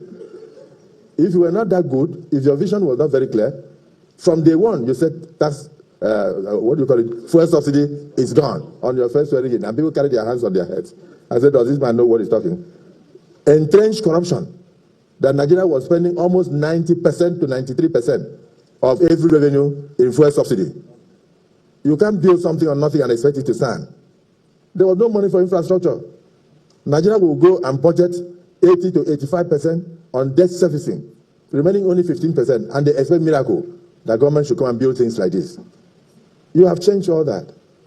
So I sitting down there as Senate President and Chairman of the National Assembly, I cannot be more proud that yes, we contributed to what we are seeing here today.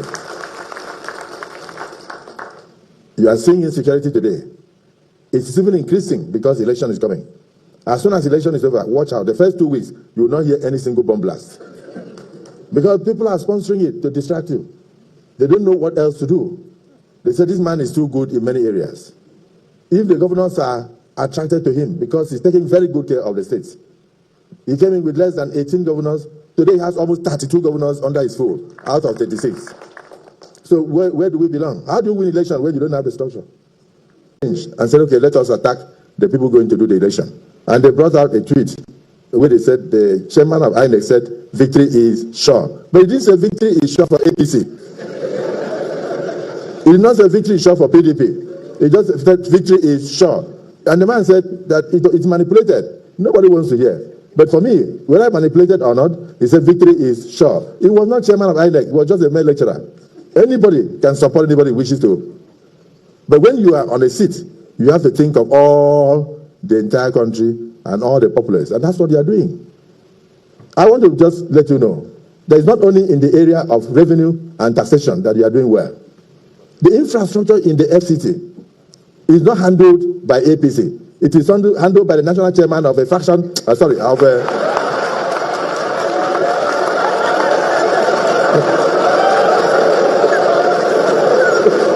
sẹ́yìn náà tí wàá rí wípé dey play lórúkọ àwọn opposition àwọn náà ń ṣe tiwọn lọ́wọ́lọ́wọ́ báyìí o wọ́n ń kọrin ọ̀tẹ̀ mo ti ẹ̀rí kan níbi tí wọ́n tí Arẹ́gbẹ́ ti wọlé tárẹ́gbẹ́ náà tún bú sórí ọ̀tẹ̀ mo ní ṣé convention náà lẹ́ ń ṣe yìí ẹ sì ní ẹjọ́ nílé ẹjọ́ o ẹ wá rí páwọn eléyìí gan tí wọ́n ń fẹjọ́ aráàlú sùn àwọn gan wọn rán àwọn opposition wípé bí ti yín ò bá bàjẹ́ kó bàjẹ́ náà ni bí tẹnìkan ò bá bàjẹ́ téèyàn kan ò lè dá kò sí tó ní kẹ́ ẹ mọ̀ ṣe lòdì síra yín gbò jẹ́ pọ̀ opposition lórúkọ yín ẹ mọ̀ oppose ara yín náà ni àbí wọ́n bá oppose yín débi pé ẹgbẹ́ yín túká tí yín bá yín náà nù kò sí tó burú nínú pé kó jẹ́ gbé àwọn nìkan ni ó dà wá àwọn ga o àríran o àdúrà wa náà ni wípé àwọn opposition tó ń finá mú Olódòdẹ kọ́lọ́njọ́ kó fún wọn petrol sí tí ó fi mú Olódòdẹ àtàwa Yorùbá pinnu pé ṣe ó tó gẹ́ ọmọ Léfì.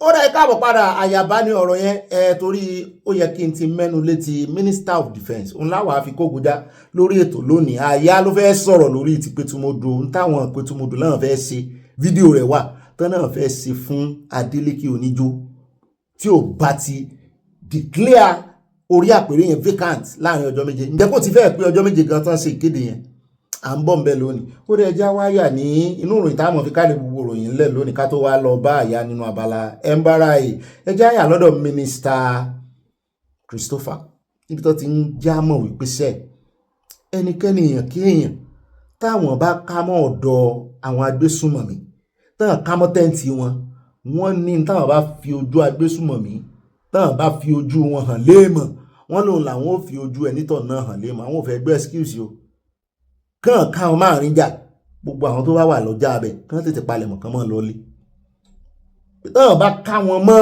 àárín ìlú táwọn káwọn èèyàn mọ́ wọn àbọ̀ ń ṣèpàdé ọ̀ràn kan àbí àwọn gómìnà kan ni wọ́n ń ṣèpàdé pẹ̀lú wọn táwọn bá ká anybody mọ́ bẹ́ẹ̀ báwọn bá pa wọ́n àwọn ò fẹ́ gbọ́ complain o. wọ́n ní now our strategy a friend of a thief is a thief yẹn tún sọ thief kan tó máa fi mí ṣe àwàdà kan tó máa ní Yorùbá tún ti dé àmọ́ tí h pé àmọ́ h pé h factor. wọ́n ní now our new strategy a friend of a thief is a thief.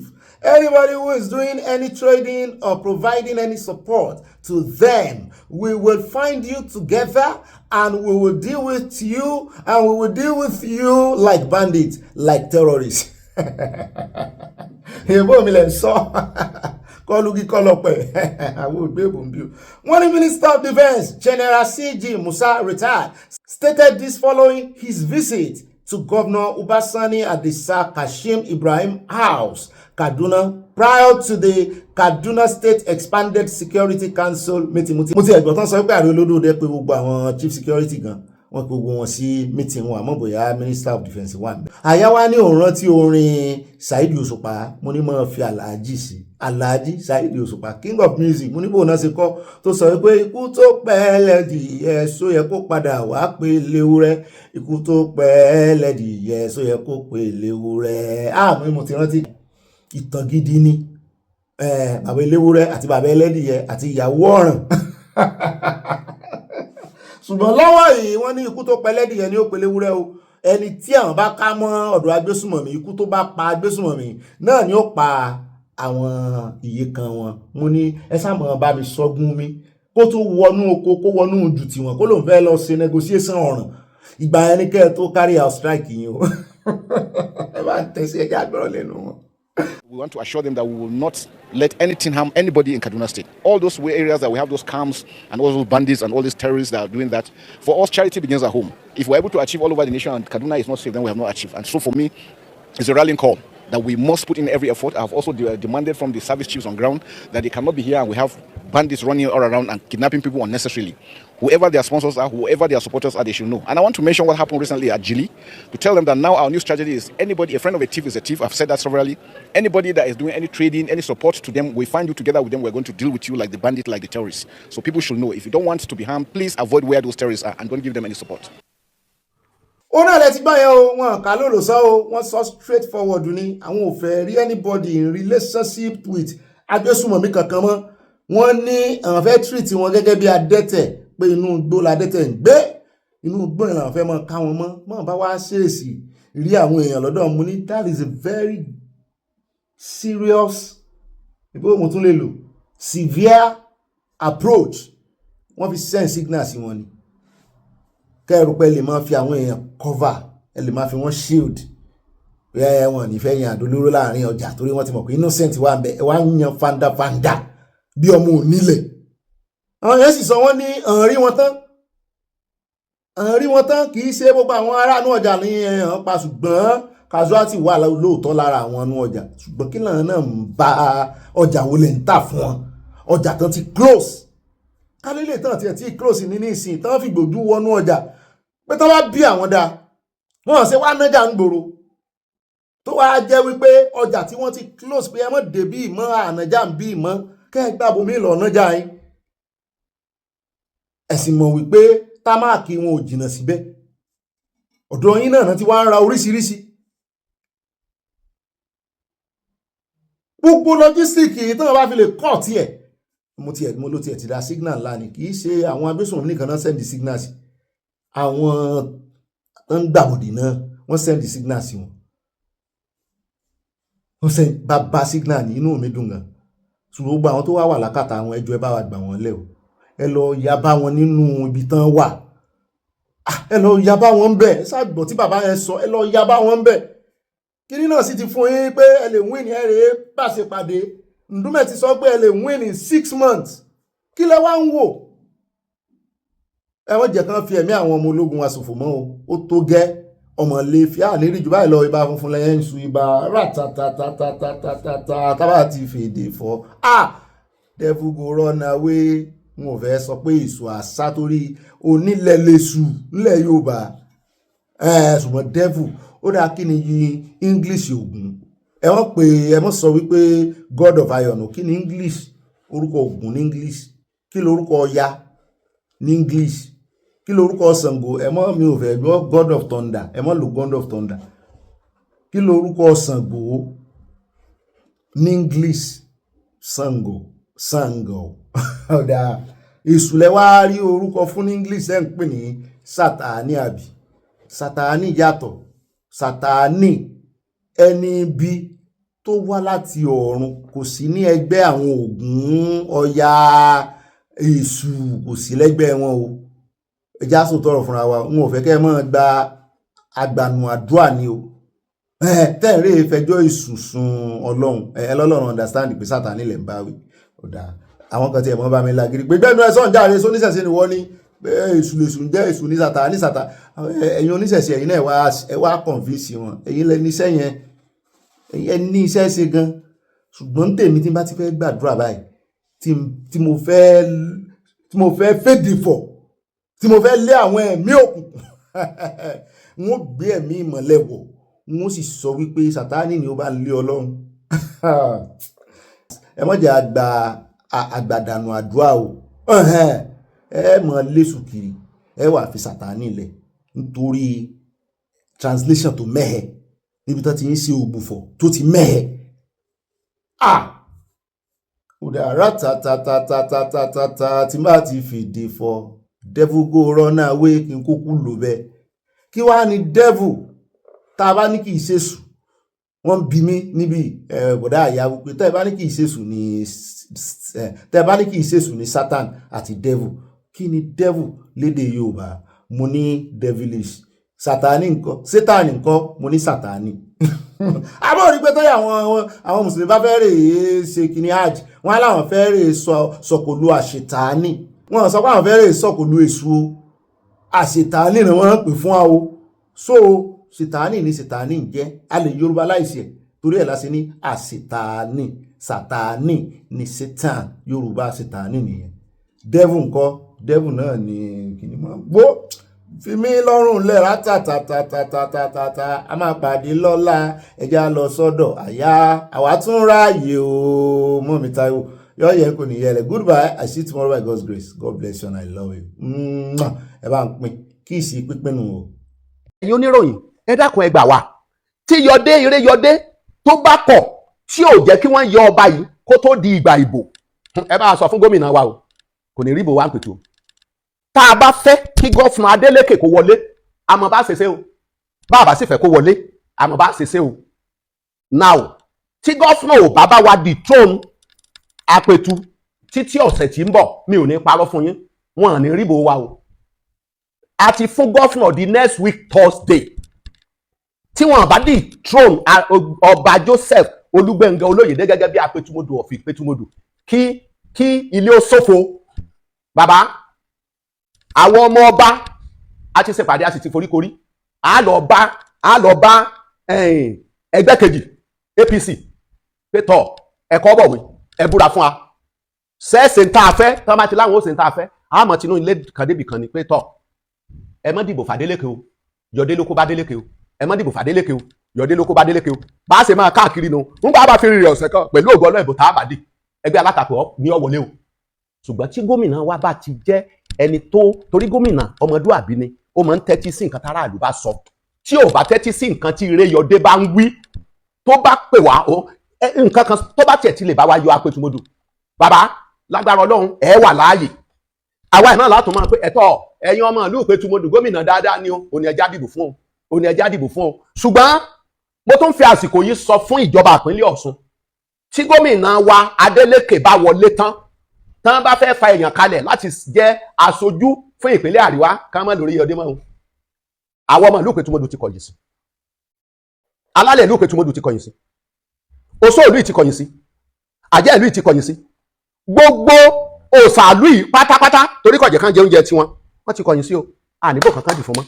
ó rẹ àwọn ẹjẹ ń fi àsìkò yìí kí yín káàbọ̀ sínú abala ń bára yà ní pé rárá á kàn tún mú àwọn ọmọ ọba kọ̀ọ̀kan wá táwọn náà sọ̀rọ̀ ni kò ní jẹ́ èèyàn kan lórí ọ̀rọ̀ Ìpètùmọdù náà lẹ́rí yẹn o. àwa la fẹnu sọ níjẹta àbánà náà ni la fẹnu sọ, ṣùgbọ́n báyìí a ti rí fọ́nrán ibi tí wọ́n ti sọ fún Adeleke, wọ́n fohùn ránṣẹ́ sí wípé àwọn ti politics bọ́ o, tó bá jẹ́ wípé language tẹ gbọ́ tẹ́ ẹ mọ̀ náà nu, àwọn èèyàn ti ẹ̀ ń bú wọn wípé kí ló dé tẹ́ ẹ mọ̀ fi ọ̀rọ̀ politics ṣe àpèrè, wọn ní tó gbà náà nu wèrè náà fi ń wo wèrè wípé language kan ṣoṣo tí àwọn olóṣèlú gbọ́ nìyẹn, tán bá ti gbọ́ pé opposition làwọn fẹ́ bá lọ, àwọn ẹ̀wà ni mélòó ni Ìpètùmọdù ṣe lágbára rẹ̀ wọ́n ní kì í ṣe wípé Ìpètù nìkan, kì í sọ̀rọ̀ pé àwọn nìkan, wọ́n ní àwọn ò tún fẹsẹ̀ létọ̀ ni, àwọn ò wọlé fún gbogbo bí ò bá sí ní ṣiṣẹ́ tí kò ní wọlé padà làwọn ò ṣiṣẹ́ tọ̀. wọ́n ní àwọn tìdàkejì náà ti mọ ìlú wọn ti mọ yọ. bẹ́ẹ̀ náà ni wọ́n tanu bákan nínú àwọn tí wọ́n ń ṣàgbọ́dẹ̀gbà tí wọ́n jẹ́ kí gómìnà Oníjó kó retí gbọ́rọ̀ wọn wípé kán jọ o, àwọn ò sì ní dìbò fún wọn, bóyá jurisdiction wọn ló ti wá bóyá ni wọ́n wà ní local government, bóyá chairman wọn ni Olúyọdé ní sàn pariwo, ṣùgbọ́n wọ́n láwọn ò fi ọba yẹn mọ́. ẹ jẹ́ wá lọ tààràtàrà torí wọ́n ní lẹ́nu èèyàn 2 sí 3 ni a ti mọ́ fìdí òtítọ́ múlẹ̀. ẹ jẹ́ tún gbọ́ lẹ́nu àwọn afọbajẹ àtàwọn ọba àti àwọn ọmọ ọba jàre, kò sí èyí tí ó lè fi ètè bo ọ̀rọ̀ mọ́ nítorí wípé ọ̀rọ̀ ti tú jáde. bẹ́ẹ̀ ni ó ti tú jáde, ó ti tú bí ìgbà tí àkàrà bá tú epo. ẹ bá ń ṣàṣì ẹja gbọ́rọ̀ lẹ́nu àwọn méjì péré ni ẹ lò. ní Fágbèmókùn agboolé 5, ní Àríbílé ẹ̀ka 5 náà ni wá, ó jẹ́ 10. ní ẹ̀ka 10 ni wọ́n ti kọwọ́ bọ̀ wípé tọ̀ ìjọba o, ẹ bá wa sọ wípé ẹ bá wa pàṣẹ wípé kí wọ́n sọ ìtẹ́ Apètùmọdù di ahoro ká lè yan ọba tuntun, torí pé ìlú ìwà kó mọ̀ ní olórí. orúkọ mi ni ọmọọba Matthias Oyètádé tí gbogbo ayé mọ̀ sí Pa Matthias, ọmọlé Arówọ̀sùn ni mí nílùú Ìpètùmọdù, ọ̀kan nínú àwọn ìdílé 10 tó ń jọba. lọ síwájú sí èmi ni olórí àwọn ọmọọba Fágbè àti Àríbílé. nígbà tí nǹkan tó ṣẹlẹ̀ sí ọba wa tó travel tí ò tí ì padà dé, láti ń ṣakitiyan wípé kíjọba à ń bẹ ìjọba ní gbogbo ọ̀nà wọ́n bá ní fi ipò Apètùmọdù wọ́n bá ní sọ pé ó ṣòfò, nítorí pé ìlú ò gbọ́dọ̀ wà láìlólórí, àìlólórí sì ń jẹ wá níyà. èmi ni ọmọọba Claudius Adéwọlé Oyètúndé, olórí ọmọọba Fágbèmókùn, ìdílé Fágbèmókùn pátápátá ní gbogbo ìlú Ìpètùmọdù, èmi lolórí wọn. ká àfẹ́sọ nípa bó ṣe dé ipò ọba, ṣùgbọ́n láti ìgbà tó ti jọba oṣù 3 nílé, oṣù 9 l'Amẹ́ríkà ni, ṣùgbọ́n láti bí ọdún 3 sẹ́yìn ló ti di pé àti ẹ̀wà rí mọ́, ó lọ pátápátá. èèyàn sì ó sì kó pe wá, bọ̀tà àwọn èèyàn ń pè é, ó ń sọ fún wa wípé kò sí yọnu. gbogbo ìgbà tó ní pọ́blẹ́mù yẹn wọ́n ń pè wọ́n bí léèrè, ó ní ò sí yọnu, ó ní ò sí kankan. níbo di January ní 2025 wọ́n wá gbé tẹlifíṣàn kan sí àárín ọjà nígbà ọdún a máa ń ṣàdúrà ọdún, so wọ́n wá ń cover ẹ̀ through internet.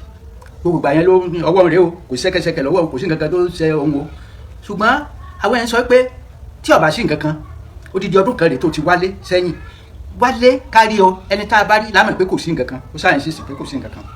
but nígbà tá a wá gbọ́ wípé ó ní kéèsì, wọ́n ń bi léèrè náà, ó ní iléeṣẹ́ òun ló ní kéèsì, bóyá wọ́n sọ sí ayọ̀ ó plead guilty, gbogbo ẹ̀ là ń rí ní social media pé ọ̀pọ̀lọpọ̀ pépà ló dẹ̀ ń gbé pé ó ti sọ pé òun jẹ̀bi o, ẹlẹ́jọ́ bá dẹ̀ ti mẹjọ́ ẹ̀ lẹ́bi, kò sí nǹkan kan, kò ní pẹ́ lórí ìkúnlẹ̀. so ìgbà tó ti sọ pé òun jẹ̀bi yẹn, àwọn ọlọ́pàá wọ́n ti withdraw security tí ń sọ́lé ẹ̀ tó ń sọ̀ nǹkan, wọ́n ti withdraw ẹ̀. ìgbà yẹn níjọba dá sálárì ẹ̀ dúró, ó tún wá yá wọ́n wá sọ sẹ́wọ̀n, gbogbo ẹ̀ ládẹ̀ rí. ìjọba wa ń sọ pé dandan gbogbo yẹn àwọn ò gbàgbọ́ báwo, gbogbo ẹ̀ la rí ní kíní, wọ́n ní dandan àfi ká mú CTC wa. mẹ́wàá àwa ìdílé méjèèjì tó ń jọba lùí Fágbèmókùn àtàríbílé, àwa ti parapọ̀ tí ò ṣẹlẹ̀ rí,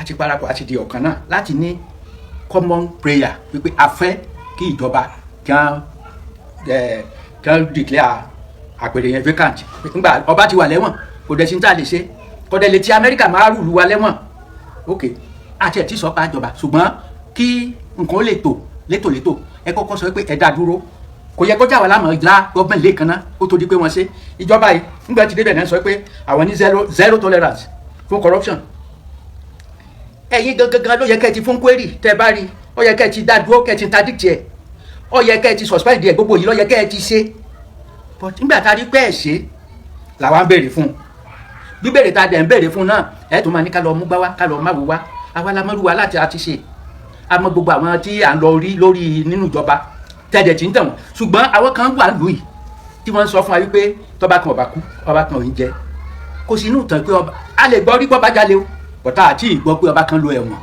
ó dẹ̀ jò tó bọ́ sórí àpèrè ẹ̀wọ̀n tó lọ yìí wọ́n ní ẹlẹ́wọ̀n criminal offence ni akẹ́tún sọ pé kì í ṣe pé ó jalè Nàìjíríà èmi dẹ̀ ń ṣàlàyé fún ẹ pé ó lè kò ní dìgírì is universal ẹni ó bá ti jalè ní gbogbo àgbèsí ayé yìí olè náà ni ṣùgbọ́n ìyà ẹ̀ ló máa yàtọ̀ ní Nàìjíríà wọn á máa dínkù wọn á ní ẹgbàá tó bá dí ńgbà míì Nàìjíríà wọn á ní ẹsọ sẹ́wọ̀n ṣùgbọ́n nílùú bòmíì wọn á ní ok ẹ̀wọ̀n gbére tiẹ̀ ní láì jẹ́ pé ó dá nǹkan kan padà pé wọn ó gba gbogbo ẹrù ẹ̀ then níbo míì wọ́n bẹ́ wọn lórí ní outright kí wọ́n lọ bẹ́ lórí láwọn ìlú bòmíì pé ó jalè kí wọ́n bẹ́ lórí kí wàá ní ti wá Nàìjíríà tó jẹ́ pé mọ́mọ́lẹ̀ ó sọ pé òun jalè a sì wà ń bẹ̀ wípé ó dá o ipò tó fi ilẹ̀ yìí o a lè dúró iye ọdún báyìí kó tó di pé àṣemọ́ pé kí wọ́n jọ pé kí wọ́n bá wa yọ ẹnu wọn bá ń kẹta àbẹ̀rẹ̀ mi àdẹ̀bẹ̀rẹ̀ jù bẹ́ẹ̀ lọ.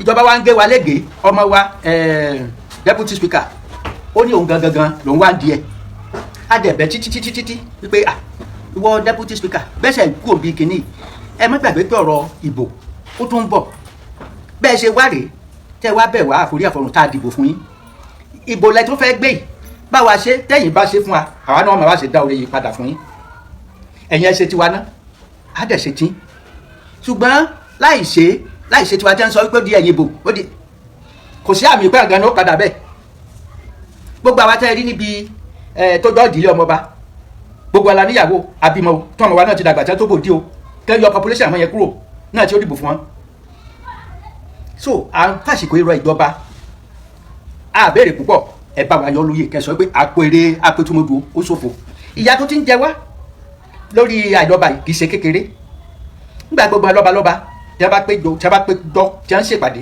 apẹtùmọdù yìí síbẹ̀ olóyè òdẹ̀ ní entitlement láti lọ bẹ̀ kò sí olóyè kan tó lágbára àti lọ síbẹ̀ wípé òun fẹ́ represent apẹtùmọdù òun ò gbàdúrà láàyè kẹ̀dẹ̀ wa má gbàgbé láti ọdún mọ́dún látàyè bàbá wa Yọlá láyé west láti wà represented ní house of chief gbogbo ìgbà yẹn bóyá gbogbo àwọn ọba tó wà ń bẹ̀ mo pé 20 apẹtùmọdù is one nígbà tí wọ́n tún gé jẹ́ pín Ọ̀yọ́ jẹ́ pín western region apẹtùmọdù tó wà ní council of obas ìgbà tá tó wá di Ọ̀ṣun péréte apẹtùmọdù tó wà ń bẹ̀ o láti bí ọdún mẹ́ta ń sì láti ní representation àwọn ìlú tó wá yí wa ká wọ́n fọwọ́ rẹ̀ wá mú báyìí ní wọn kò kú lọ́ba ọ̀pọ̀lọpọ̀ nǹkan dẹ̀ ṣe àjàkálẹ̀ àrùn ṣẹlẹ̀ tó jẹ́ pé ọba nìkan ló mọ àwọn alálẹ̀ tí ó pè kí kí ni èyí dúró àárí aṣẹ́gun àáríọ́ aṣèdì àáríọ́ ẹ bá bẹ̀jọba o tó bá jẹ́ pé wọ́n fẹ́ fi ìyà jẹ wá ní kẹ́kúkú sọ gbàgbà pé ẹ̀yin péjú nítorí ìyà tá à ń jẹ yìí ìyà loyalty ni o ní ayé Arẹ́gbẹ́ fi ìyà jẹ Péjú torí pé ó ní ọba wa ń ṣe PDP àwọn ìlú náà ń ṣe PDP tẹ́ bá dẹ̀ wo ìbò ní Ifẹ̀ àti Senate o àti House of Rep o ìbò Pétúmọdù ní decide winner ẹni a bá dìbò fún ní ó wọlé ó lè jẹ́ bẹ́ẹ̀ ìbò Pétúmọdù ó kà gbẹ̀yìn but the moment ẹ bá ti kà ó ló máa declare winner kí a má wà gbàgbé o ọjọ́ nípa ìpàdé ìjìnà a tún ti rẹ́dì fúnra wa báyìí kí wọ́n ṣe ti wá à ń sọ ọmọlúwàbí sọmọlúwàbí ẹ ṣe ti àwọn ọjà o àlàáfíà la gbé dání bẹ́ẹ̀ bá wá ní dandan wípé ẹ ṣe ti wá ẹ wà bá wà ẹ jẹ́ kí mo wá ṣèrántí yín nígbà kan ní gbogbo Nàìjíríà níbi tí Pétúmọdù tó dáa dé ẹni tá a bá ti sọ pé àṣetì ẹ̀ láṣetì ẹ̀ gbọ́dọ̀ wa kan wà tí wọ́n pè ní Adégòkè Àrẹ̀mú Adégòkè ó nìkan ló wọlé fún dáàmú ẹgbẹ́ Túnjí Braithwaite ní Nàìjíríà protest vote ládẹ̀ fi ṣe pé ó yá nítorí bá ti ṣe láṣẹ bí dam ṣe wọlé ńlẹ̀ ìgbà yẹn nìyẹn ó nìkan ló wọlé gbogbo Nàìjíríà local government if not ni dam ti ní kíní o ìyẹn dúró bẹ́ẹ̀ Arẹ́gbẹ́ ló sọ fún wa wípé òun ní ṣe kankan sí pẹ̀tù ìgbà ìlàbá ni a gbé ẹnìkan sílẹ̀ fún SDP àbí nǹkan kan ṣá gbogbo olú ti decide pé ní àgbè lẹ́ni ó dẹ̀ ẹnìkan dìbò fún ìbò kújọ́ mẹ́rin l'Arẹ́gbẹ́ wá ń dọ̀bálẹ̀ fún apẹ̀tùmọ̀dùmọ̀ wa ń bẹ̀ pé ká dákun pé gbogbo kíní ò máa ṣe ó dẹ̀ promise wa ní nǹkan méjì ó promise wa ní commissioner ó dẹ̀ promise wa ní chairman local government méjèèjì ló ṣe nítorí pé nígbà tí ìbò yẹn tó dé ayé padà apẹ̀tù ló ní gbogbo wa pátápátá ẹ̀já lọ change ìdíṣẹ́ wa ní ó kọ̀la láàfin dìbò fún ọmọ àṣọrọ́lù lẹ́sẹ̀ dìbò fún APC ńgbà yẹn otherwise kò sí gbogbo kíní yìí àwa la nìbò wa àbá wà l'opposition kò ní kàn wá mọ́ o ṣùgbọ́n kí wọ́n rò tí wọ́n ní ìdìbò bá a ṣe ń wòye tí a bá yọ ìbò èèyàn mẹ́rin kúrò nínú tí wọ́n ṣe ó máa dín ìbò wọn kù ìjọba tó wà lóde ńsìn ká yọ tiẹ̀ mẹ́rin lásán kúrò ó lè jẹ́ pé náà ìwé ni o ṣùgbọ́n kí wọ́n rò lẹ́ẹ̀kan sí àwa ń sọ adẹ̀nsọ bí ọmọlúàbí tiyín là á ṣe adẹ̀nsẹ tiyín mọ́lẹ̀ la gbé dání lọ́wọ́ tá a wà yìí ẹ mọ̀ jẹ́ kí mọ́lẹ̀ odó kunkun. ẹ rí wípé ọ̀rọ̀ yìí ti fẹ́ di iṣu atayanyan tí ò bá tètè rí àmójútó wọ́n sì ní àgbà ìwà lọ́jà kó rí ọmọ tuntun ó wọ ṣùgbọ́n wọ́n ti fẹ́ mọ̀ yan àwọn àgbà jẹ aya ti ẹ̀ ń sọ fún mi wípé ká ló ń jọmọ pẹ̀tù ni àbóun lè naturalize kó ń kówó kó ń rè fowó ní àyà mọ̀ sí bẹ́ẹ̀ kí dandan kọ́ ni kó lówó gorí àpèrè ó lè dorí àpèrè kó dolówó kó dọlọ́lá tí ó bá tún lù ṣe tí fábáyàn náà ni èmi ò wá mọ̀dí tí àwọn olóṣèlú ìfẹ́ máa ń ṣe rádaràda mo sì gbẹ̀rí Adeleke jẹ́ o ó kàn lè jẹ́ àwọn kan tí ọba ń bá sọ̀rọ̀ láti inú ẹ̀wọ̀n tán ní influence ọba bó o lè yín ó ṣe rẹ̀ wọ́n wá ní bọ́ba kan ò kú ọba kan ò lè jẹ ta ló fi kọrin náà ǹjẹ́ ẹ̀ṣẹ̀ Wàsíù ló fi kọrin irọ́ inú orin nìyẹn wọ́n yọ àdó báyérò kọ́ náà yọ lọ́jọ́ sí wọ́n ń yọba láyé Abacha gbogbo eléyìí tẹ́ ń ṣe mọ̀nàmọ̀nà yìí lè fẹ́ lẹ́wọ̀n jọba kó lè dùn kó lè lárinrin mọ́ lù yẹn ojú ẹlẹ́wọ̀n náà mọ̀ fi gbogbo yín ó tiẹ̀ wá dá ibi tí àwọn aráàlú ń ronú tán rọkàn sí báyìí wípé àwọn náà ti òṣèlú bọ̀ mọ̀ sí lè fún wàrà àwọn lè dá wàrà nù ìbò àwọn ìwọ̀nba rẹ̀ náà ó lè ba nǹkan jẹ́ fún ẹgbẹ́ àkọọ́dù kọ́ ni Adeleke wà ní ìsìn wọ́n sì sọ wọ́n ní kó tiẹ̀ tó di wípé wọ́n fi sẹ́wọ̀n gan ló ti sákò lé ní ti ń rúlu àwọn látòkè ọya lọ àti òkè òkun lọ́hùn 3 years ẹ fi lé àtìgbà tó ti wá wẹ̀wọ̀n ní ìsìn ó wẹ̀wọ̀n náà nù ó ti jára wọ ara rẹ̀ padà ẹ mọ́ fojú ìwẹ̀ mọ́ fojú ọba wò mọ́ ìyẹn ò lè wá lọ jí kó rè é ṣe kírímínà kínní nínú ẹ̀wọ̀n kó wá padà sí Nàìjíríà kó wá mọ́ claim òfin wípé òfin Nàìjíríà mọ́ mẹ́ẹ̀ ó wà ní òfin lóòótọ́ o ṣùgbọ́n ó ń jọ bẹ́ẹ̀ ni pé wọ́n ti ń márì gbogbo ẹ̀pọ̀ báyìí o torí òun ló dífá fún tán sọ wípé ẹni tó bá ti lọ ṣẹ̀wọ̀n kí náà tiẹ̀ náà máa ṣe fún náà òfin Nàìjíríà tán kóòtù amendment tán ṣe lẹ́nu ọjọ́ mẹ́ta yìí Ọlọ́run ó jẹ́ ká amendment yẹn kó work kókó bá torí ibi tán máa ń jókòó sí tẹ́lẹ̀ excuse tán máa ń lò náà tẹ́lẹ̀ rẹ̀ wípé tí ìbá ti ṣe pé inú Nàìjíríà ló ti ṣẹ̀wọ̀n yẹn tí ò dẹ̀ ń ṣe inú Nàìjíríà náà ti convict yẹ wípé ó sì lè di gbogbo tí ó bá di torí ẹ̀ lè ṣe rí ọ̀pọ̀lọpọ̀ àwọn ọba yẹn tán lẹ́lòmíì ti ṣẹ̀wọ̀n rí nú wọn tó sì ń padà tún wá jọba tí ń halẹ̀ tó tún halẹ̀ nú Nàìjíríà torí pé òfin Nàìjíríà fààyè gbà ṣùgbọ́n ó ń jọ bí ẹni pé wọ́n ti ṣàmẹ́dmẹ́ǹtì máa ká òfin yẹn wọ́n jẹ́ yín lábọ̀ lórí òfin yẹn pé wọ́n ní bẹ́ẹ̀ yẹn bá ti rèé sẹ́wọ̀n ní abroad ní ìsìn. àyà ti bá ń ka ó ti ń kà sí mi létí ó ti sáré wo high mode ó ní tí wọ́n propose ni pé wọ́n propose nínú òfin senate pé ẹ̀ ń bá ti sẹ́wọ̀n ní abroad tán ti convict ẹ̀ tó sẹ́wọ̀n bí ó bá fi padà lé wọ́n máa gba passport ẹ̀ fọdún 10 wọ́n gba passport yẹ fọdún wọ́n á sì ti gba passport yẹ ajẹ́ wípé kò ní lè dán nǹkan kan sí mọ́ kì í ṣe passport nìkan wọ́n ló sì ti wọ second reading as at October last year 2025. ṣùgbọ́n wọ́n ní ó go against the current constitution sin wípé bó lẹ́sẹ̀ revoke ẹ̀ ṣe bí òun ló ti lọ dẹ́ṣẹ̀ wọ́n nítorí ó ń borúkọ Nàìjíríà jẹ́ lọ́hùn kò wá tún lè wálé padà kò wá mọ̀ pé ara rẹ̀ ní nǹkan wọn ní ìjó jáde mọ́ kó dúró ńlé wọn ní fi sẹ́wọ̀n míì o ṣùgbọ́n kó dúró ńlé ná wọ́n sì ní máàkì yẹn máa wà lórí ẹ̀ báyìí ẹ wá gbọ́ná kí Amẹ́ríkà kan criminalize èèyàn kan fi sẹ́wọ̀n kan wá fi ilẹ̀ tán kó sáàfù kó jẹ́wà kó fi aṣọ péńpé roko ọba kó wá padà wá Nàìjíríà yà wọ́n lè rehabilitate ẹ̀ ó lè padà sáàrin ìlú ṣùgbọ́n kò yẹ kó padà sí orí iyì ẹ̀wù ọlá tó fi wọ́lẹ̀ bí ìgbà tó ti ẹ̀wọ̀ ọlá ó ti bọnú ẹrọ̀fọ̀ ni ẹ̀wọ̀ ọlá gbogbo òpétúmọ̀dù àwọn ò mọ̀ rí àìsọ̀tá rẹ o ṣùgbọ́n tí ò dá nígbà tó kan àwa náà ń wò a pariwo títí a sọ ilẹ̀ Yorùbá ní ìpétúmọ̀dù kàn náà lọ sọ́dọ̀ ọba ṣùgbọ́n kàn má ṣe mistake gbé ẹjọ́ ìlọlé ẹjọ́ o wọ́n sì fẹ́ fi ọ̀rọ̀ politics bọ́ iná lò dáa and it is the right time kàn fi ọ̀rọ̀ politics bọ́ kàn má gbé lọlé ẹjọ́ o àìjẹ́ bẹ́ẹ̀ wọ́n á fi ẹjọ́ yẹn wọ́n á fi dá wọn dúró o wọ́n dẹ̀ máa dìlé ẹjọ́ yẹn títí dìgbà tó máa fi dé ni ṣùgbọ́n nǹkan ó ti yí padà dìgbà tí yóò fi dé bẹ́ẹ̀ náà ni bẹ́ẹ̀ bá ní bọ́tìn lókè ọ̀hún ẹ tẹ bọ́tìn dé ọ̀dọ̀ olódòdẹ ẹ rí i pé olódòdẹ ó bá yín dá sí yóò sì ṣẹ̀tọ̀ kankan wá mọ̀tún wá mẹ́lòmíì wà fún yín náà wà ní nǹkan báyìí torí ọ̀tọ̀ ní kí orí àpèrè ṣòfò báyìí ọ̀tọ̀ ní kẹ́ẹ̀tún wá bẹ̀rẹ̀ ìjà lórí ta ni ó ta lẹ fẹ́ fi dí orí àpèrè ilẹ̀ Yorùbá sá. bẹ́ẹ̀ náà ni ẹ jẹ́ ká gbọ́lá fún ọ̀ǹtí Ọlátọ́sí agbé fún gbogbo kùndùsì fún Yorùbá ẹ̀yà Yorùbá World TV ẹ̀yà Yorùbá World TV gbogbo orí ìkànnì tẹ́ bá ti pàdé wọn ẹ rí fọ́lọ̀ wọn bẹ́ẹ̀ náà ni bẹ́ẹ̀ bá fẹ̀kúnrẹ́rẹ́ lórí ọ̀rọ̀ èyí ó ń jọ bí ẹni wípé specialize lórí ọ̀rọ̀ ìpétúmọ̀dù ni ẹ lọ bẹ̀ ìbá sórí YouTube gbogbo lórí ẹ̀rọ agbágbé ẹ̀rọ ayélujára káàkiri ẹ bá fọ́lọ̀ wọn kẹ́ bá tẹ̀lé wọn yọ̀ọ́ ìyá kò ní yẹ ẹ lẹ́ o.